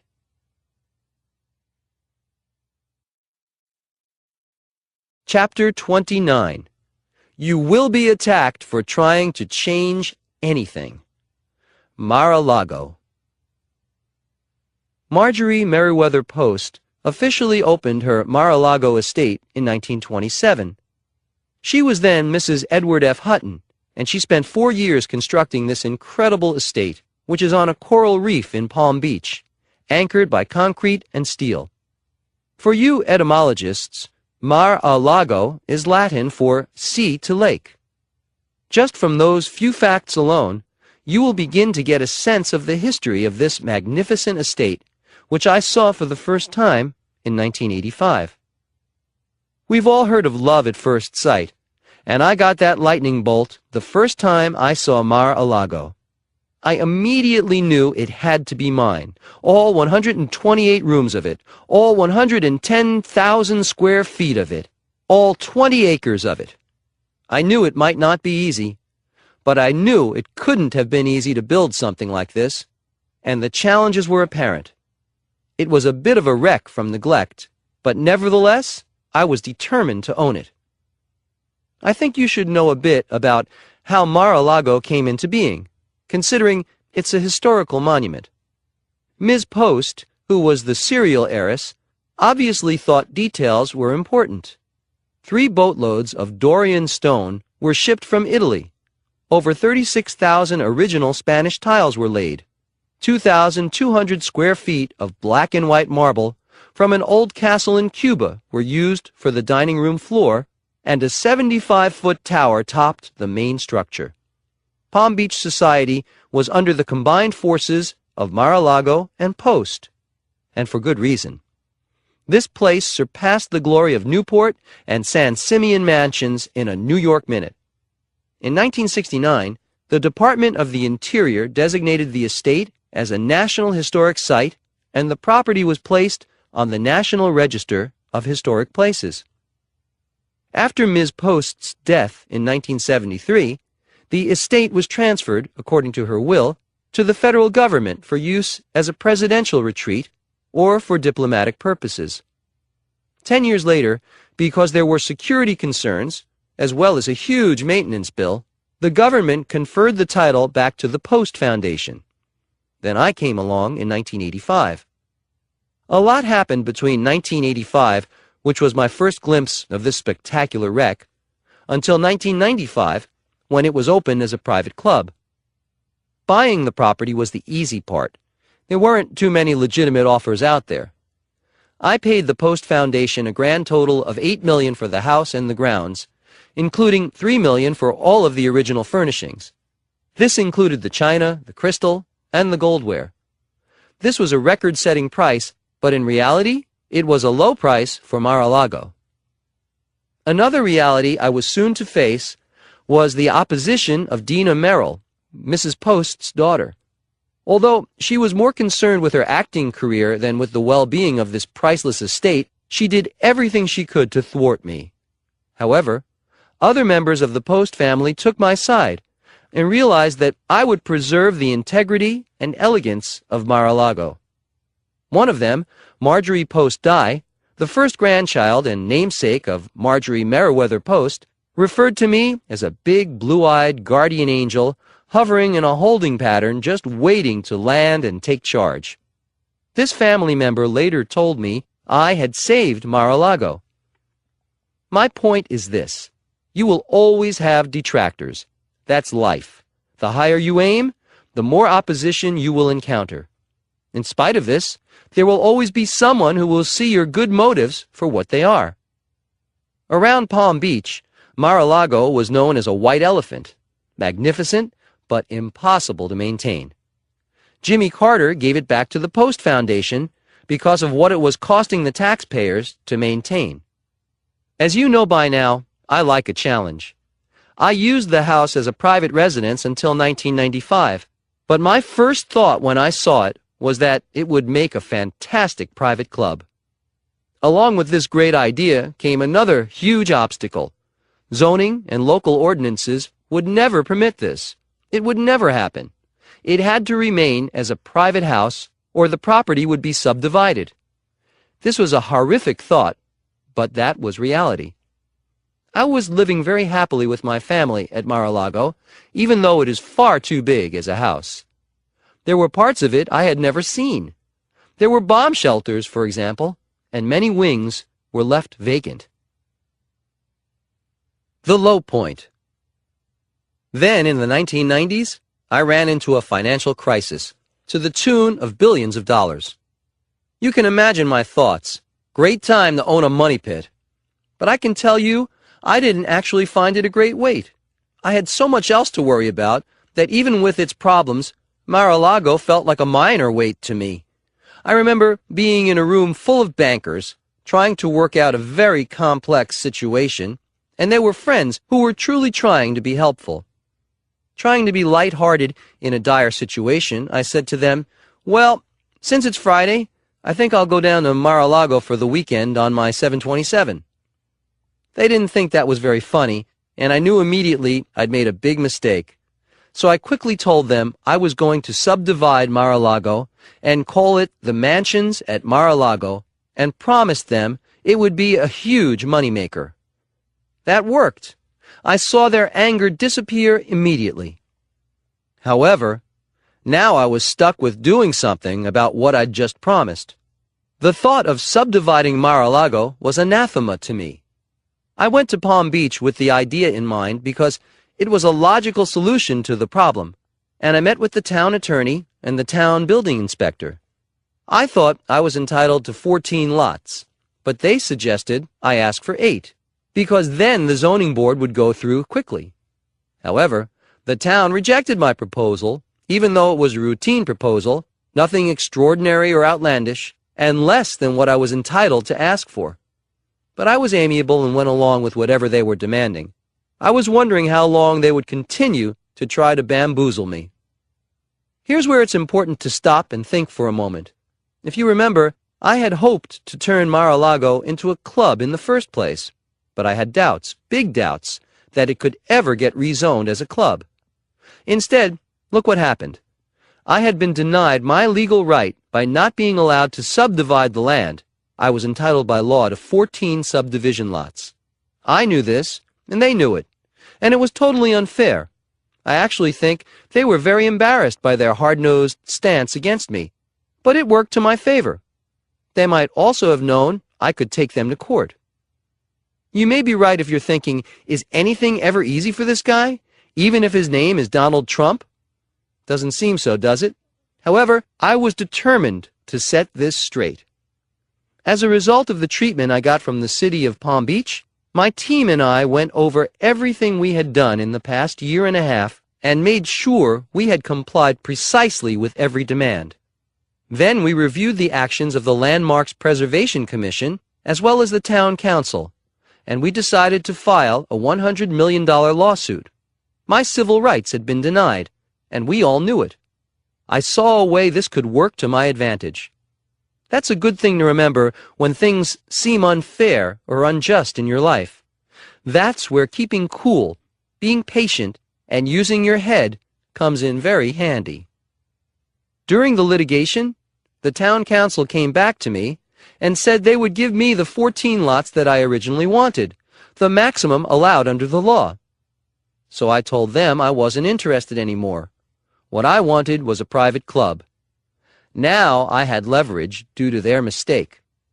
It also turns out that 2 town council members had the prescience to see what could be done with Mar-a-Lago to make Palm Beach even more desirable, and the town council eventually approved Mar-a-Lago for a private club. This event took longer than a paragraph to describe, but another reason we got approval is that Mar-a-Lago would be open to everyone. There were some clubs in Palm Beach that had no Jewish or African American members. It was hard to believe that, but it was true, and I wanted to change that for good. Now we not only had a good case, but a good cause. Needless to say, this plan brought a whole new group of detractors to the surface. I was prepared for the attack. Every issue became a battle during this time to get Mar-a-Lago going as a club. Once again, however, I knew I was doing the right thing. Once again, I won. In 1995, Mar-a-Lago became a spectacular private club. It has since been referred to as the Jewel of Palm Beach, and for good reason. Coach Trump, make it happen in your life. You might think I would get tired of all the fighting around Mar-a-Lago. It's a funny thing, but sometimes you find that the more opposition you encounter or create by your actions, the more energy you get. Try that approach sometime instead of throwing in the towel or being disgusted when you run into opposition. You'll find out how tough and smart you really are. The actions of the town council, along with the archaic response of the town against the club that admitted all people, gave me a tenacity that could not be beaten. Repeat that to yourself. I'm doing the right thing, and I will not be beaten. At the same time I was struggling to create Mar-a-Lago, I had many difficulties, obstacles, and setbacks with many other projects as well. I started to learn to expect problems. Experience can give you a resiliency that is very valuable. When you get to that point, remember, don't give up. Those words can get you to great places, can get you to the place you want, and can change attitudes that should be changed. That's winning. Postscript. The latest threat to Palm Beach is from the airport. They want to build a new runway nearby, and it's a real problem. Here's a letter I wrote to the local paper. You have to keep fighting. March 26, 2007. Mar-a-Lago is a great landmark, which would be hurt badly by adding another runway to Palm Beach International Airport. It would destroy the integrity of Mar-a-Lago, and the National Trust for Historic Preservation is in total agreement with that assessment. Another runway would be a disaster. Of equal importance for the city and state government, it is a total waste of $1.5 billion to build a runway that is unnecessary. My pilots and others who are familiar with aviation and the peculiarities of airports feel it is a complete and total waste of money, as the current runways are adequate and will be well into the future. They have other land that could be used to build a runway at a different section of the airport if it were really necessary, which it is not. In short, to build another runway would be destructive as well as wasteful. Save the money and let Bruce Pelly get on with his life. Donald J. Trump. Chapter 30. Set the record straight. Sometimes it pays to take the time to set the record straight. When the New York Times published a review of a book that included some juvenile remarks about me, I was inspired to write them a letter. The book review didn't merit a letter, but I enjoy writing when I can set the record straight or make a point. The letter was published by the New York Times, and as it turns out, it was named Best Letter of the Year to the New York Times Book Review by New York Magazine. It may have been a condescending letter, but so were the reviewer's remarks. Why did I take the time to write it? Because it mattered. Because I don't give up. In fact, here is a copy of the letter for you for future reference, in case this ever happens to you. I hope it doesn't, but remember to do something about it if it does. You just might win a citation for your efforts, in addition to setting things straight. Creating win-win situations for yourself can happen even as a result of bad or negative knocks. That's how you turn problems and challenges into successes. Best Letter of the Year to the New York Times Book Review, New York Magazine, August 2005. To the editor. I can remember when Tina Brown was in charge of the New Yorker magazine and a writer named Mark Singer interviewed me. He was depressed. I kept thinking, okay, expect the worst. Not only was Tina Brown dragging the New Yorker to a new low, this writer was drowning in his own misery, which could only put me in a skeptical mood regarding the outcome of their combined interest in me. Misery begets misery, and they were a perfect example of this. Jeff McGregor, the reviewer of Character Studies, Encounters with the Curiously Obsessed, a collection of Mark Singer's New Yorker profiles, writes poorly. His painterly turn with nasturtiums sounds like a junior high school yearbook entry. Maybe he and Mark Singer belong together. Some people cast shadows, and other people choose to live in those shadows. I've read John Updike. I've read Orhan Pamuk. I've read Philip Roth. When Mark Singer enters their league, maybe I'll read one of his books. But it will be a long time. He was not born with great writing ability. Until then, maybe he should concentrate on finding his own lonely component and then try to develop himself into a world-class writer instead of having to write about remarkable people who are clearly outside of his realm. I'm a best-selling author for close to 20 years. Whether you like it or not, facts are facts. The highly respected Joe McQueenan of the New York Times Book Review mentioned in his article of March 20th, 2005, Ghosts in the Machine, that I had produced a steady stream of classics with stylistic seamlessness and that the voice of my books remained noticeably constant to the point of being an astonishing achievement. This was high praise coming from an accomplished writer. From losers like Jeff McGregor, whom I have never met, or Mark Singer, I do not do nearly as well. But I'll gladly take Joe Queenan over Singer and McGregor any time of the week. It's a simple thing called talent. I have no doubt that Mr. Singer's and Mr. McGregor's books will do badly. They just don't have what it takes. Maybe someday they'll astonish us by writing something of consequence. Sincerely, Donald J. Trump, New York.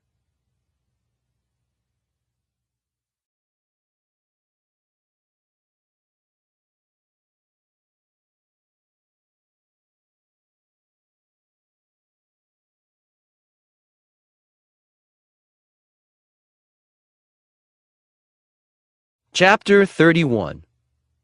Do give up on complainers. I don't believe the customer is always right. Here's a good example. I read recently that Sprint Nextel has cut more than 1,000 customers for being too high maintenance. Apparently, these clients call customer service too often and make what the company says are unreasonable requests. While the average subscriber calls customer service less than once a month, these 1,200 subscribers getting released by the company call 40 to 50 times more frequently. All the excessive complaining has frustrated management to the point that the business just isn't worth it anymore. Sprint says they've done what they can to try to resolve the issue, but because the complaints keep coming in, obviously these customers will never be happy. So, they're letting them take their business elsewhere. I know how they feel. I've had customers I've taken great care of, and no matter what I do, they're never happy. So, you have to just go about your business and forget about them.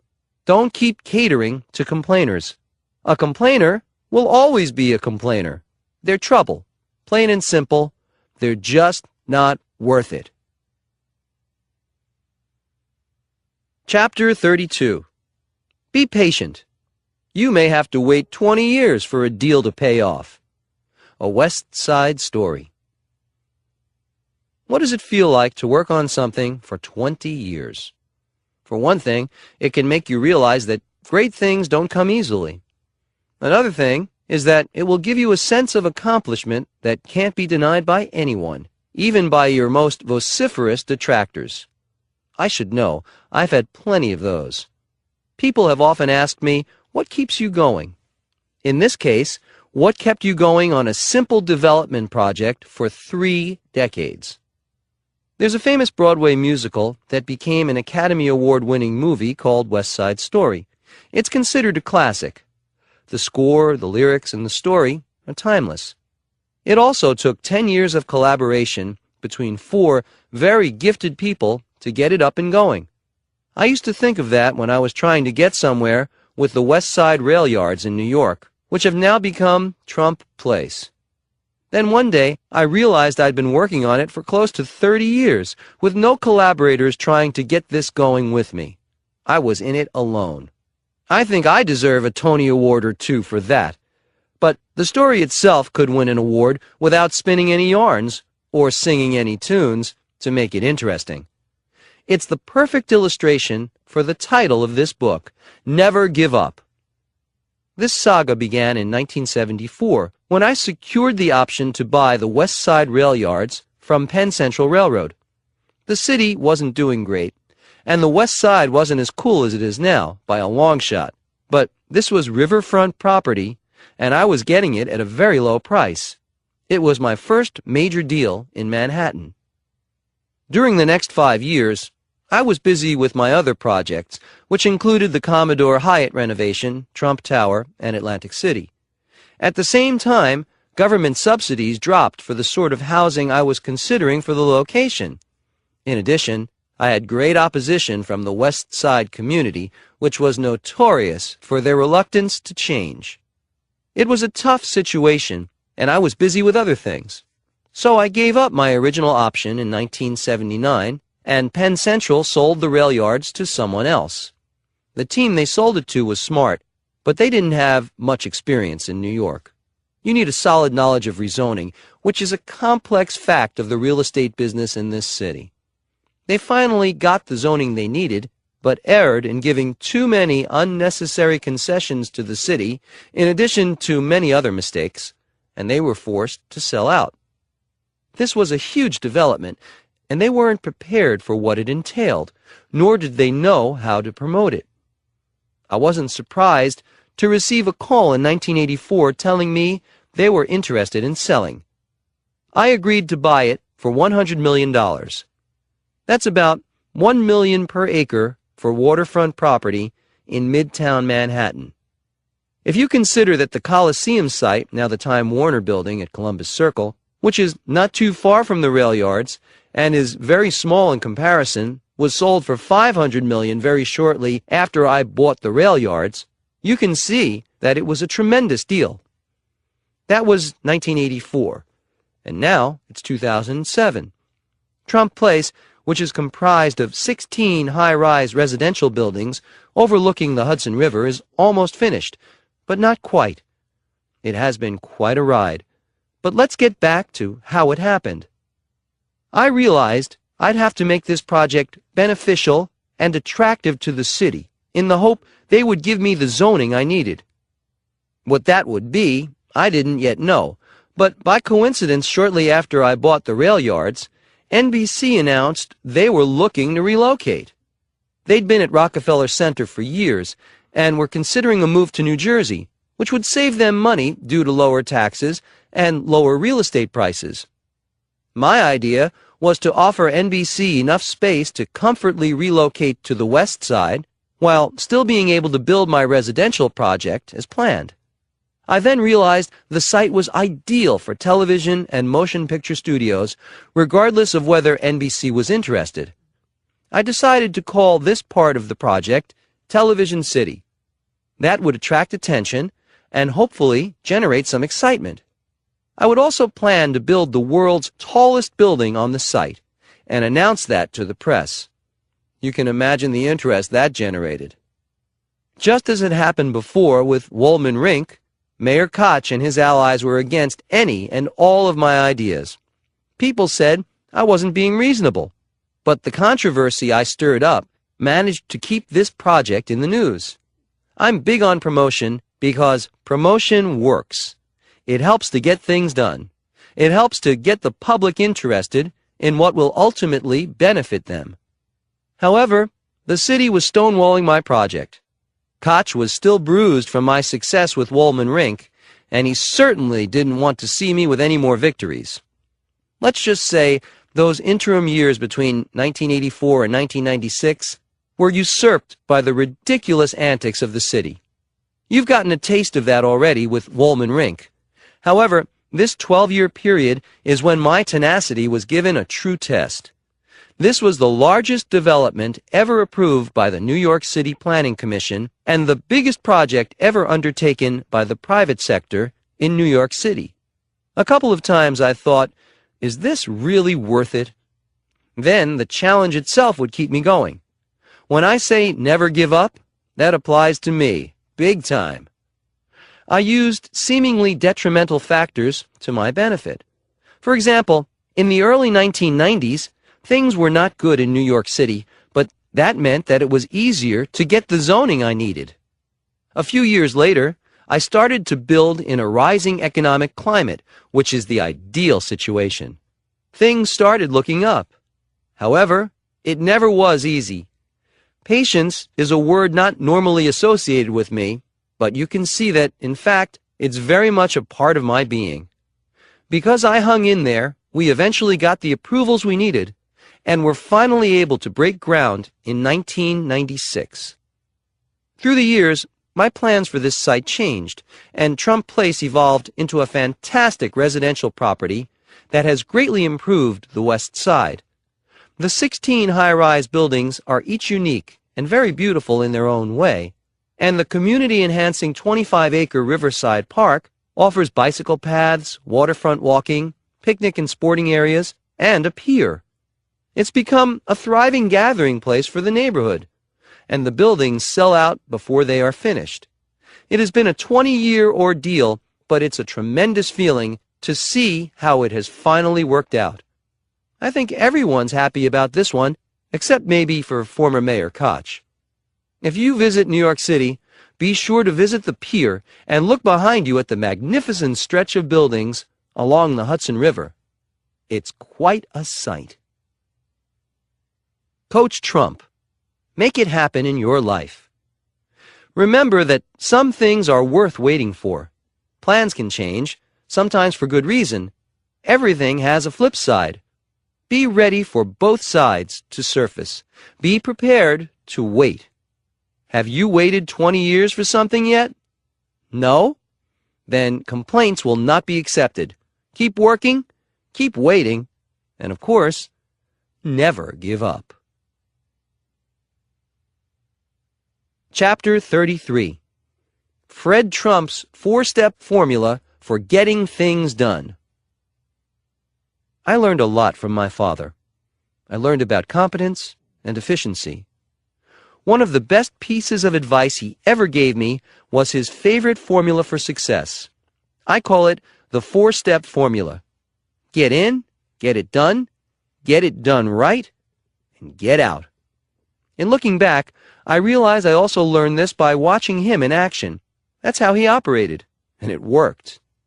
Some people say that I'm blunt, that I'm brash, that I'm no nonsense. That's all true.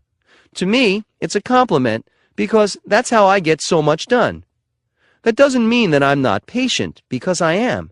But when it's time to get moving on something, the best thing to do is get moving. I've seen people wait so long for their golden opportunity that by the time they get around to doing something, it's too late. Let's break this formula down. 1. Get in is shorthand for getting started. If you want to be part of the action, you can't watch from the sidelines. Give yourself a goal and focus on it. Write it down. There is a lot of information now that proves that making lists, even if you are able to do it in your mind, which I am, is effective.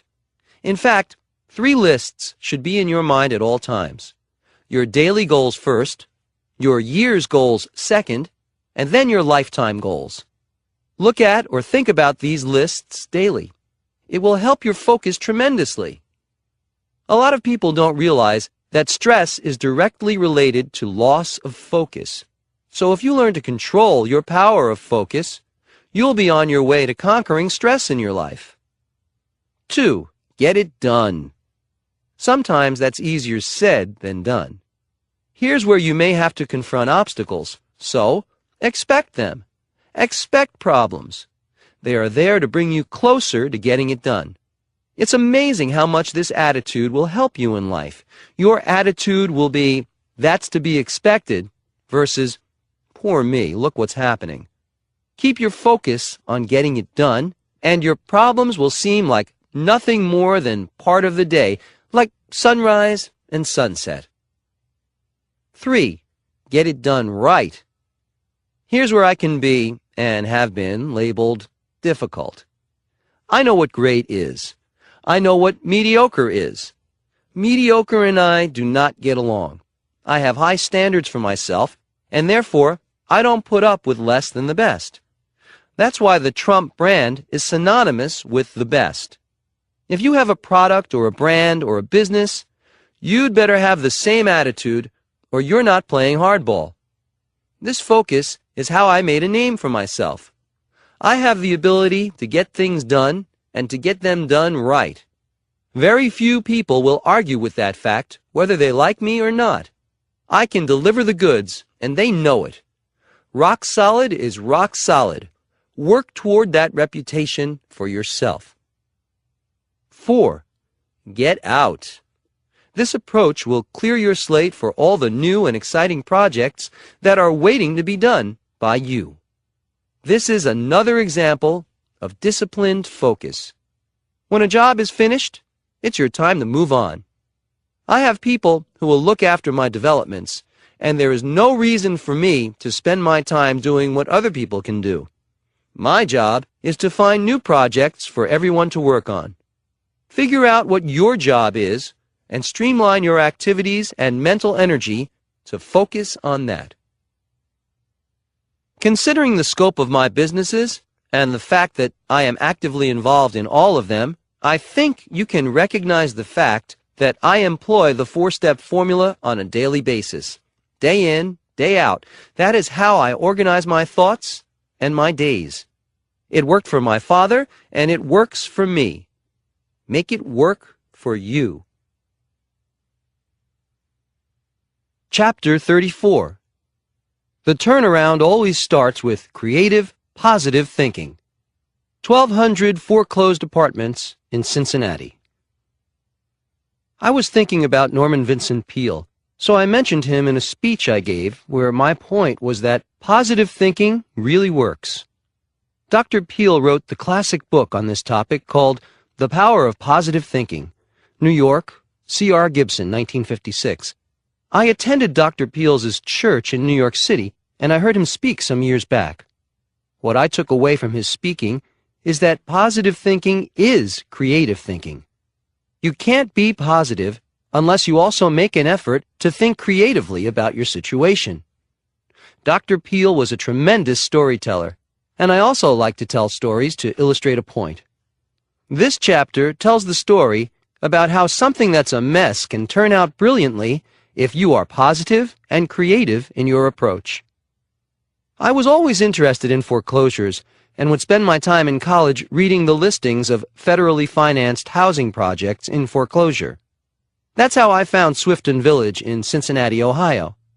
My father and I bought it together, and it became my first big deal. I was still in college. Swifton Village was in big trouble. There were 800 vacant apartments out of 1,200. The developers had faltered, and the government had foreclosed. It looked a mess. However, I saw it as an opportunity. Even the fact that there were no other bidders did not discourage me. That's often when you can get the best deals.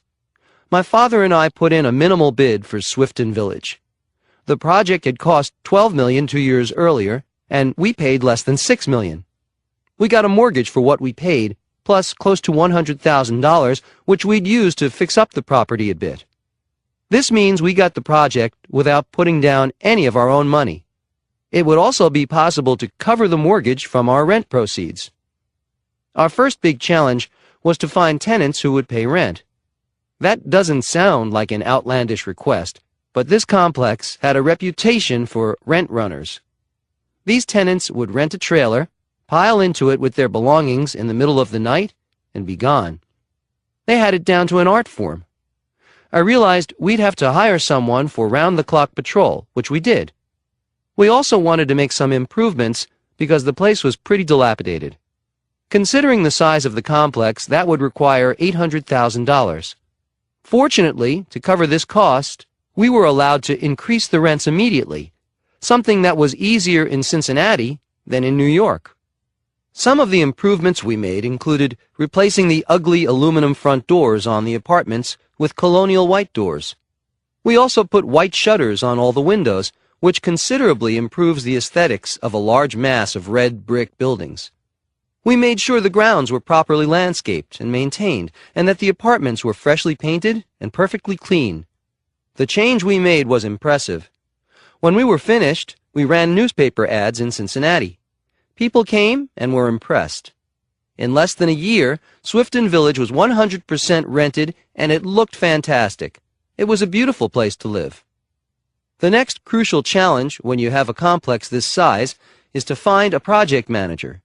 We went through at least 6 or 7 before we found a person suited for the job. I'll never forget this man. He wasn't politically correct. He was as incorrect and insulting as they come. He was the personification of a con man. As it turns out, he was a con man with a very colorful record of multiple swindles and cons to his credit. But he was a fantastic manager. He could work quickly and get things accomplished. The other managers were perhaps more honest, maybe more affable, but they were ineffective and nowhere near as sharp. I knew I'd have to keep my eye on this guy, but at least things would get done. He also knew how to collect rent, which is not always an enviable job. That's another thing that made him suitable.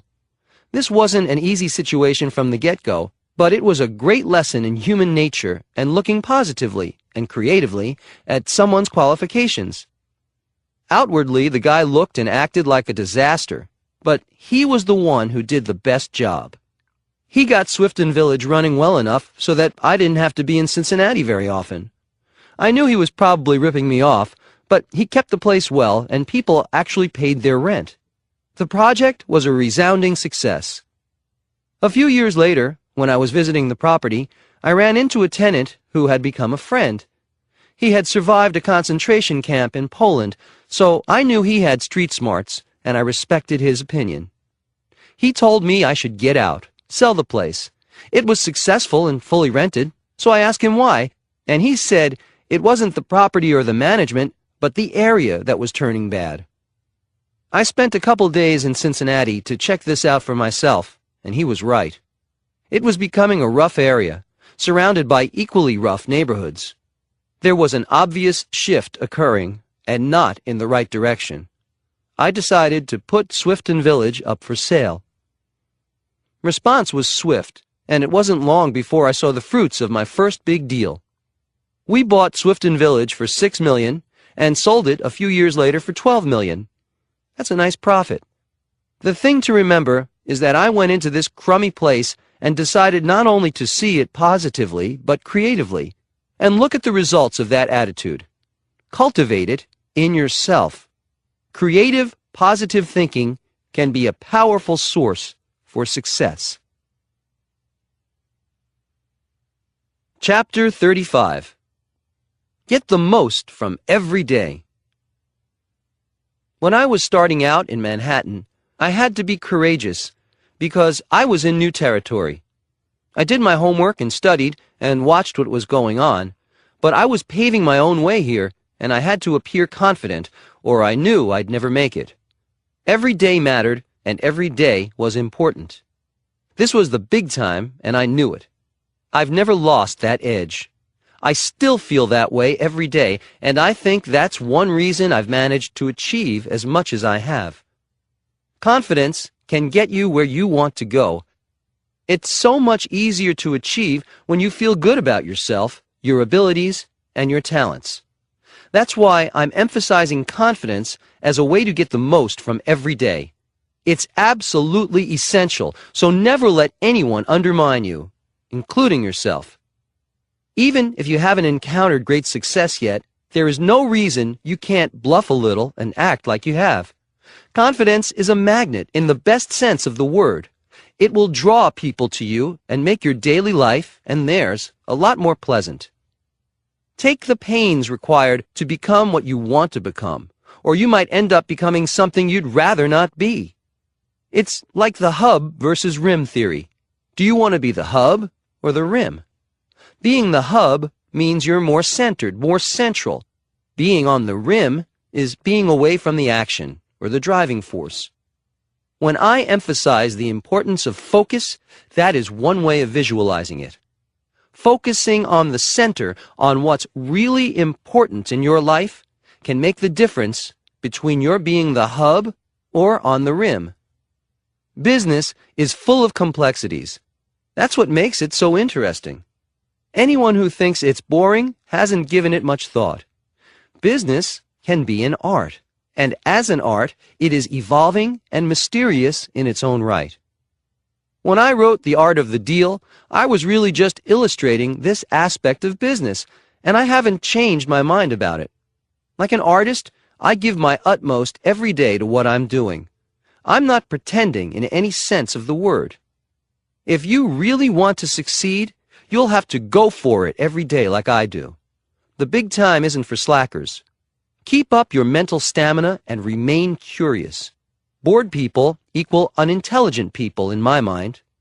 Hopefully, since you're listening to this, that unfortunate group won't ever include you. It better not.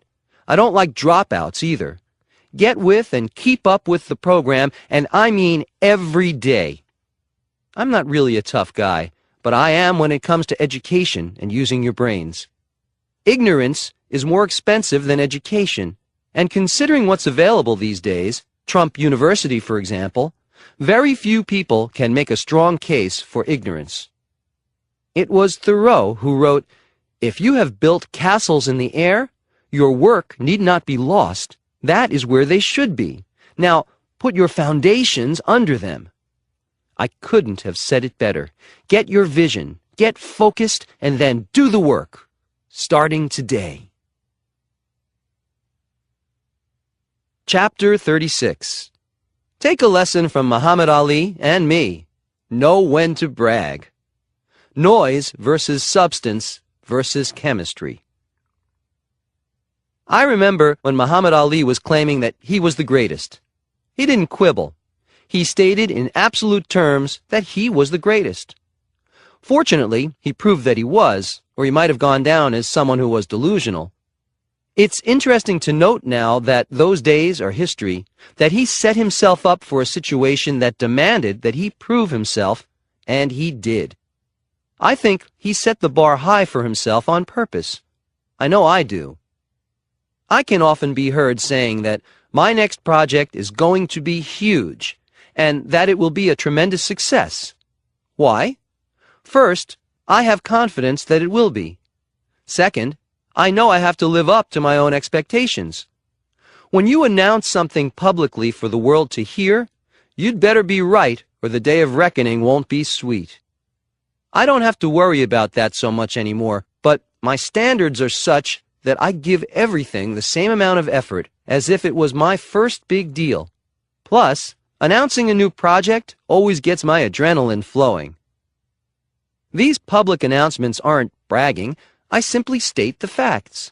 The fact is, my buildings are the best. That's why they sell out, very often before they're even built. Trump buildings get higher prices per square foot because they aren't just a brand name, but a luxury brand name. People know what they're getting. The buildings are in demand. Why should I have false modesty when it's false? The same goes for you. If you have something to be proud of and you can back up your claims, then go for it. Let people know. There's no reason to be coy about great accomplishments. Marketing today requires that we grab the customer's attention. It can make or break a business. I do most of my own public relations because I know how to advertise my own brand. If you have a product or service, learn to do the same. It will save you time and money. If you don't believe in your product and can't talk it up, who will? When people say, "That's not my style," I can understand up to a certain point, but my initial reaction is that maybe they're not too confident about the quality of their work. I had a young guy come in who had a remarkable background, but he was so self-effacing that I started to believe his attitude more than his accomplishments. I ended up not hiring him because of the dampening effect of his attitude. If he had been a bit more upbeat, I would have been more apt to believe in him. Note what I said. I believed him, but I didn't believe in him. His attitude overshadowed his qualifications. I don't need to hear someone bragging to be impressed, but someone who is obliterating his own chances seems like a loser to me. I don't want him on my team. When you go out for interviews, keep that in mind. There's a fine line you have to draw. You may be interviewing with someone who is low-key. That's good. Keep that in mind. Most people will be able to recognize substance when they see it. But chemistry can't be ruled out either. The young man I mentioned earlier will be a good fit somewhere else. I have no doubt about it.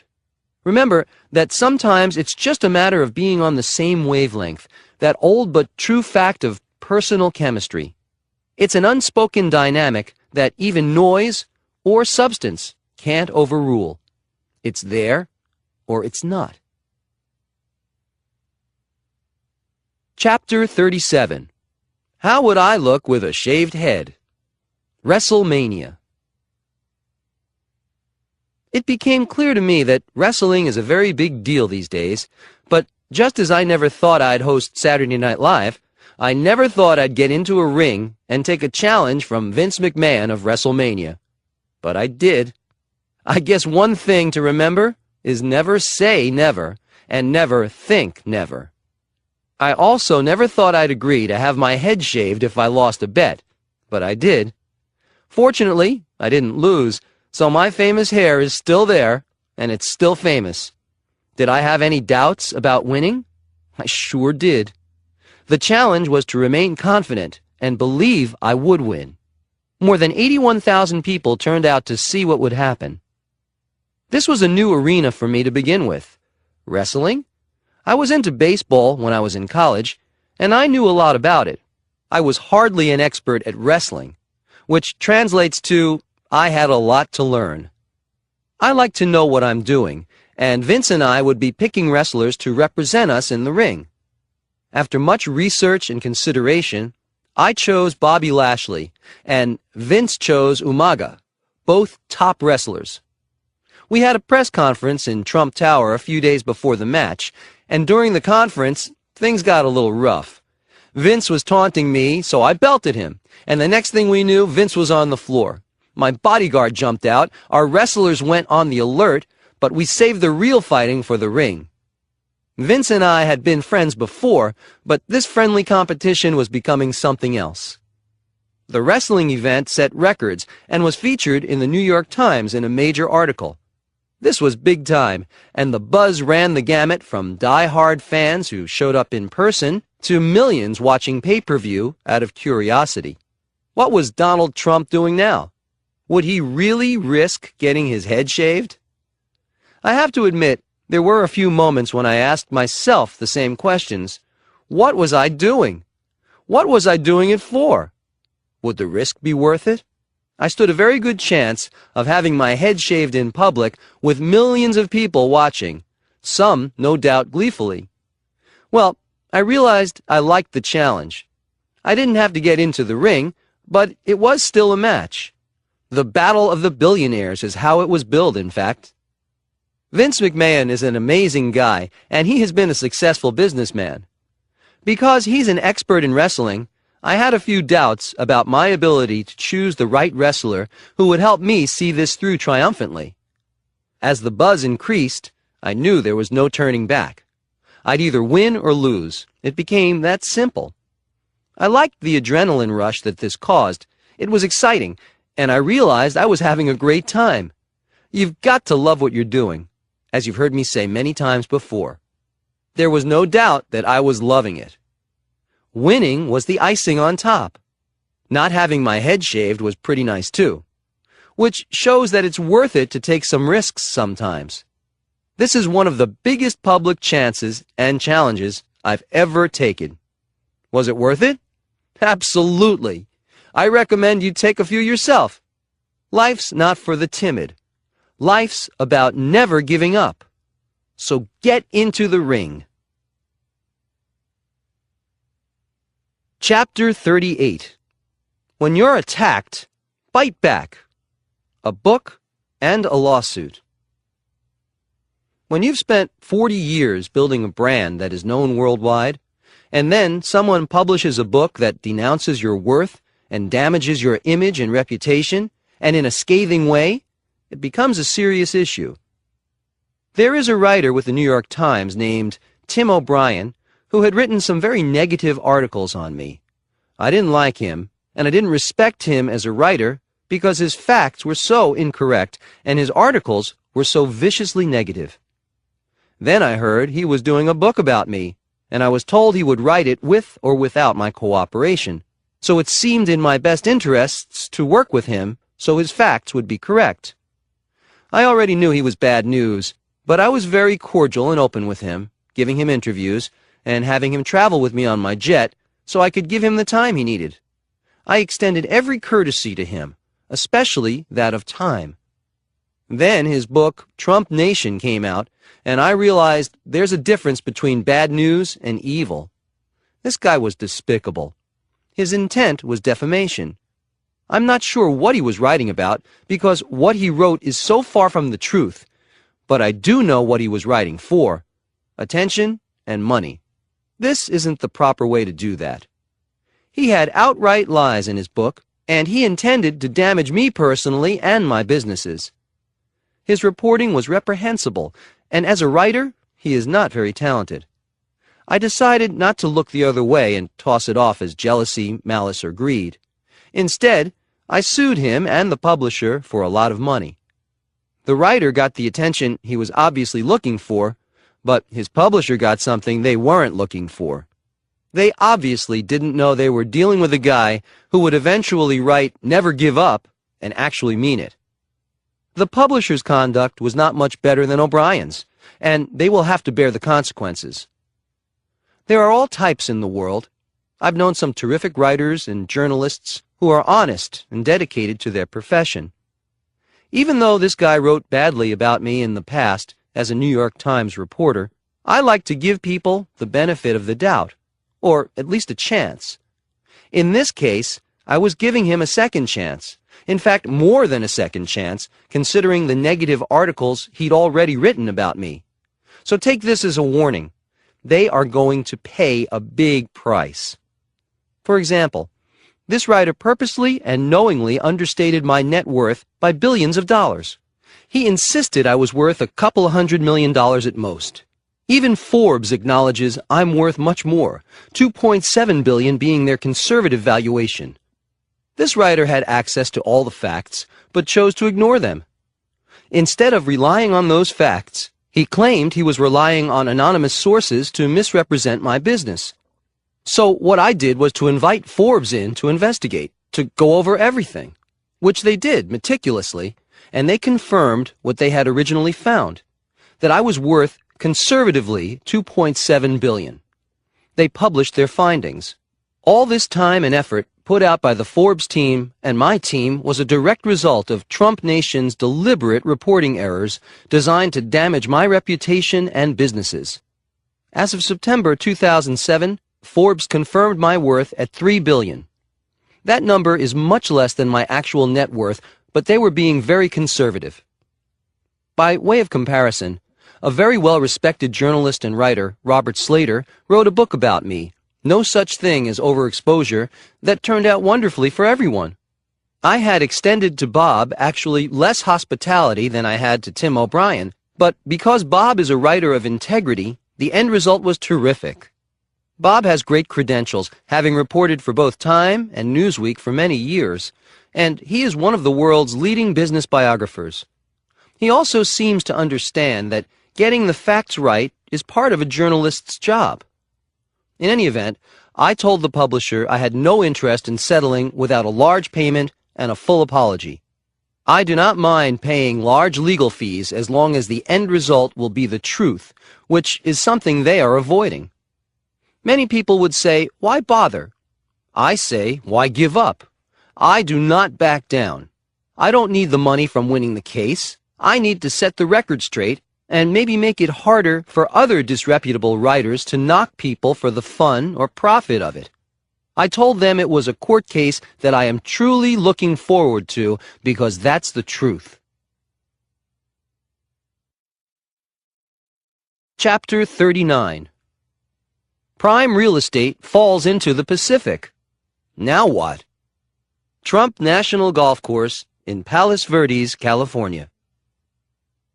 I've always said I liked challenges, and when I decided to take over the beleaguered Ocean Trails Golf Course in Palos Verdes near Los Angeles, that's exactly what I got. I began referring to it as Ocean Trials before renaming it Trump National Golf Club, and for good reason. In an article in Fairways and Greens, they described the 18th hole, which, by the way, is the one that slid into the ocean, as ground zero, plus $61 million. Can you believe I spent $61 million on one hole? Well, believe it. When I want something done, I want it done right. This hole is the most expensive in golf history. I would hope so, because I can't imagine doing this too many times. If you saw the situation through my eyes, you would see that it warranted every penny I spent. The course fronts the Pacific Ocean for 2 miles, and easily rivals the fabled Pebble Beach in both beauty and finesse. I could see that before it became a reality, and so I didn't care about the expense involved. Golf courses are works of art and deserve that kind of attention. As with many of my projects, I'd been paying attention to this course for years. I knew it had the potential to be one of the top-tier golf courses of the world. However, when it opened as Ocean Trails in 1999, there was a catastrophe when the 18th hole slid toward the ocean, also damaging 3 adjacent holes. The water lines, which were beneath the fairway, had given away. This was a very serious mess. A landslide is a nightmare for a cliff-hanging property, especially when it involves 17 acres of earth. Suddenly, an 18-hole course was reduced to a 15-hole course. It was a disaster for the owners, and they entered bankruptcy court in 2002. That's when I made my move and offered them $27 million for the land, the clubhouse, and the course. Compare that to $61 million for one hole. It was a good deal. I had to make a choice. Should I just fix it and be done with it because it was already a nice enough course? Or should I go all out and make it over into one of the most celebrated courses in the world. I think you can guess which choice I made. It wasn't the easy choice, but it was the best one. I estimated that to redo the entire course, including reconstruction of the fallen hole, would cost me around $265 million. So, how do I explain $61 million for one hole? Well, this is what was involved. A series of walls made from local Palos Verdes rock quarried at $600 a ton, and a structural layer built underneath the hole that goes down the cliff to the beach, which means that every 10 feet is a steel platform which provides a very strong structure. This was intricate and difficult work. I will admit I had some second thoughts about spending that much on one hole. That's a huge investment, no matter how much money you have. And the difficulties were astounding. What I did was something that I would suggest to you. Look at the solution, not the problem. I focused on the spectacular outcome I wanted, and it got done.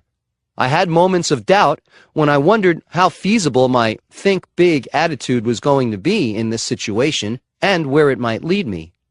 Well, I guess I like cliffhangers because it definitely had that feeling about it. On the positive side of things, I brought in Pete Dye, one of the legends in golf course design, to remake Ocean Trails into a worthy rival to Pebble Beach. If anyone in the industry could do that, Pete Dye could. I wanted to make this course the best, and we completely redesigned it. It's brand new. It includes waterfalls and a great driving range. In order to build the driving range, I had to wipe out about 30 housing lots to have the appropriate space. That means about $300 million because each lot would bring about $10 million. So all these things had to be considered. Also, everything was new, from the traps and sand to the tees and fairways. I wanted crushed granite for the bunkers. The costs were enormous, and I was hoping the rewards would be too. I was enjoying myself, but would this work and expense pay off? Would this be just a great experiment? Great expectations that don't manage to deliver? I have to stop here to say that there are no guarantees in anything. People see my successes and really think it's a breeze to get it all done. It's not. And I spend plenty of time assessing, reassessing, analyzing, and scrutinizing. People just don't see me doing that. Another important thing to consider is experience. I've been a developer for a long time, so a lot of decisions are second nature to me and not a terrific demand on my brain power to figure out. I can move quickly once I've done the groundwork in my mind. However, the plans have to be in place. Be sure you have a foundation of expertise and experience in whatever you do, and then you can act decisively and creatively. There were a lot of details to consider along with the reconstruction of the golf course itself. The 40,000 square foot clubhouse, for one thing, which has a restaurant that has won the Golden Scepter Award, Best New Restaurant, and the Golden Bacchus Award for its wine list. The course itself has become the #1 golf course in California, and the Michael Douglas and Friends Pro Celebrity takes place there every April. Trump National Golf Club, Los Angeles, has become a spectacular success on all levels. You might even call it a landslide. But my never-give-up moment came when, after knowing the potential of the property for years, I saw that landslide disaster and wanted to do something spectacular about it. Thinking big? What a great idea. Chapter 40. Think internationally. You've heard me emphasize the importance of keeping informed about global events, which includes political as well as financial news. I'd like to recommend to you a book that was published in 2007 that reinforces the importance of thinking internationally. It's called Microtrends: The Small Forces Behind Tomorrow's Big Changes. It's written by Mark J. Penn, who is a highly respected analyst who has been an advisor to Fortune 500 corporations and to many foreign heads of state. He has an insight into both national and international trends and events that shape our future. Bill Gates said, "Penn has a keen mind and a fascinating sense of what makes America and the world tick, and you see it on every page."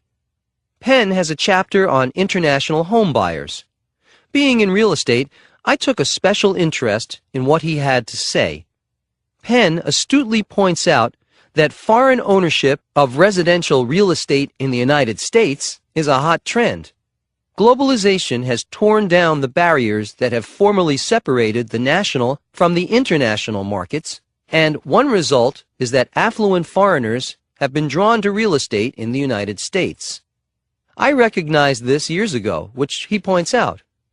In New York, Donald Trump was a major factor in opening up the city to foreigners.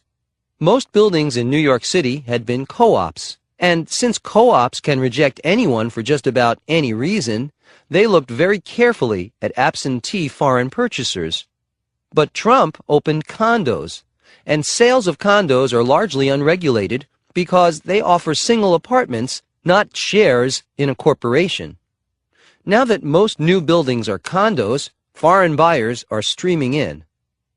The important thing to consider is that more and more there is an interdependence of world economies. No one can afford to be isolationist anymore. For many years, many Americans have had second homes in foreign countries, and now the trend, as Penn points out, has hit our shores. This is nothing new, but it's relatively new to us. I think it's a harbinger of things to come, and when I first went with condos years ago, I knew it was a timely thing to do.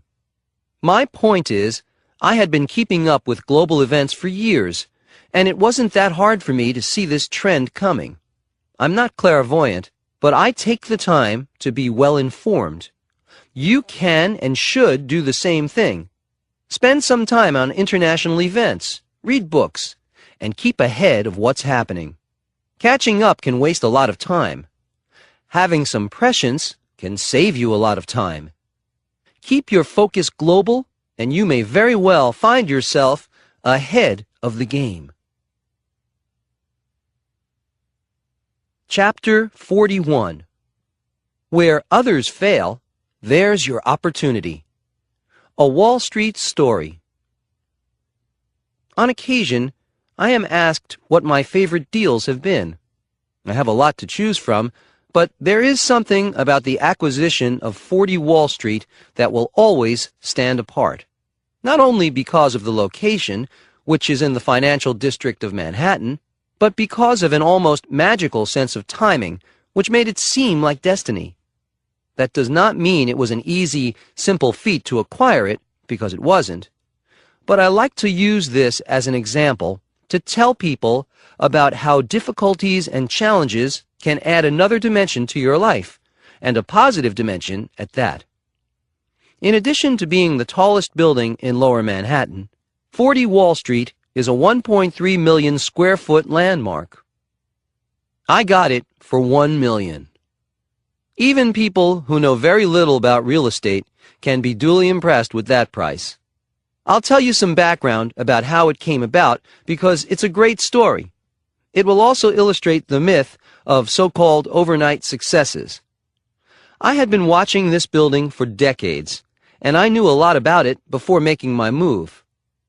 In the 1960s and 1970s, 40 Wall Street was a fully occupied building, and it was indeed a hot property. However, in the early 1980s, it was bought by Ferdinand Marcos, the former dictator of the Philippines. Unfortunately, a revolution in the Philippines required his full attention, and the skyscraper at 40 Wall Street fell into decline. Dealings became chaotic, and soon the whole thing was a mess. Marcos was out.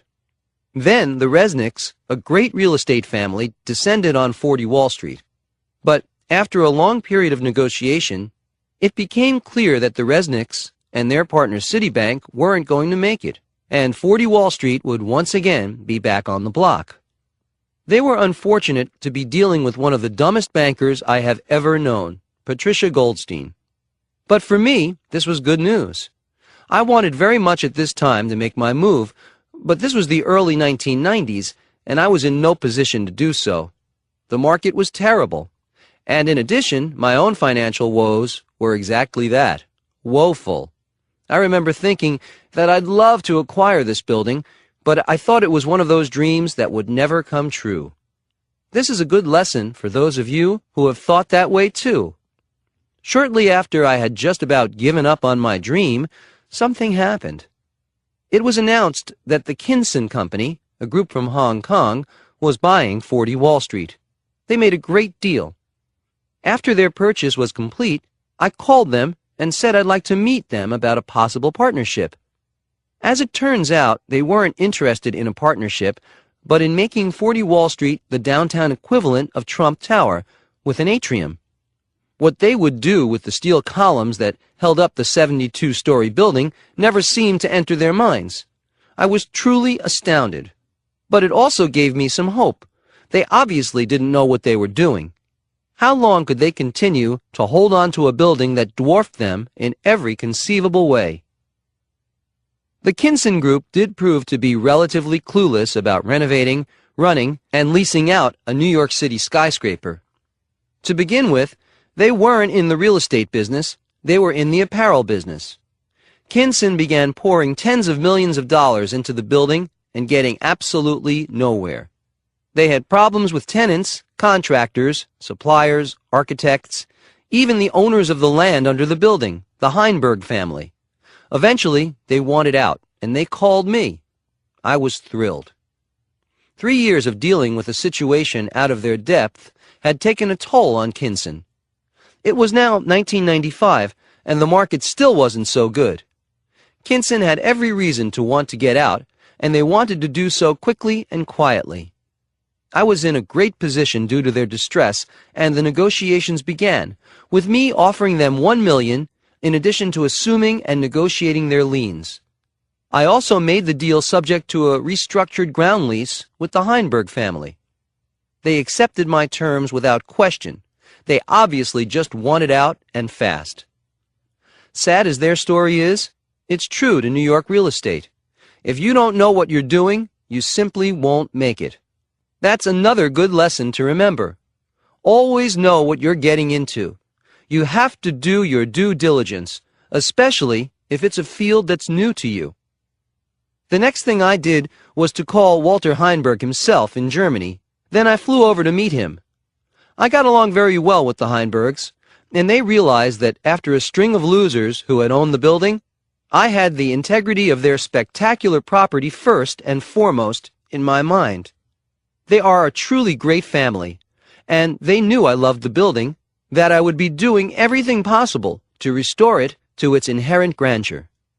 We worked out a new lease for the land under the building, extending the term to over 200 years, and the agreement was modernized, which served everyone's best interest. However, keep this in mind. Getting to this point was a long time coming. It didn't happen overnight. I was tenacious and attentive to this property for many years. Then the question was what to do with the building. I had been advised to turn it into a residential property by almost every person who had an educated opinion to give.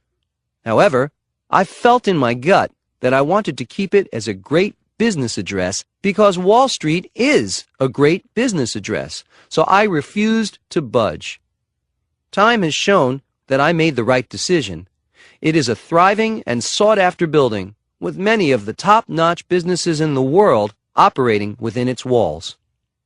In addition, very soon after acquiring 40 Wall Street, the real estate market turned for the better, and the downtown area experienced a renaissance in both commercial and residential properties and developments.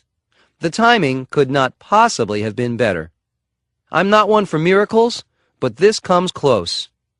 I make approximately $20 million a year in rentals from 40 Wall Street, and the building is now worth $500 million. Not bad for a $1 million investment. So, aside from owning the most beautiful building in Lower Manhattan, I have the added attraction of making a profit. Have you been to the Trump Building at 40 Wall Street? If you have, you know why I'm so proud. There is nothing like Wall Street, and there is nothing as beautiful as this building. Coach Trump. Make it happen in your life. Nothing is easy. Sometimes you just have to be stubborn as well as patient. Recognize opportunity. It always hides behind problems and ugliness and failure, especially the failures of others. Every challenge or obstacle you come up against is simply an opportunity in disguise. Think big. Think creatively, and you'll see it. And don't forget your gut instinct. It's there for a reason. Appendix A. Trump's Top 10 List for Success. If you've heard me speak, you may have noticed I emphasize several things repeatedly. Never give up is one. Being passionate is another. Keeping focused is up there. And keeping your momentum runs a close fourth. I've learned those things from experience. Here's the complete top 10 list I give when I speak at colleges. 1. Never give up. Do not settle for remaining in your comfort zone. Remaining complacent is a good way to get nowhere. 2. Be passionate. If you love what you're doing, it will never seem like work. 3. Be focused. Ask yourself, what should I be thinking about right now? Shut out interference. In this age of multitasking, this is a valuable technique to acquire. 4. Keep your momentum. Listen, apply, and move forward. Do not procrastinate. 5. See yourself as victorious. That will focus you in the right direction. 6. Be tenacious. Being stubborn can work wonders. 7. Be lucky.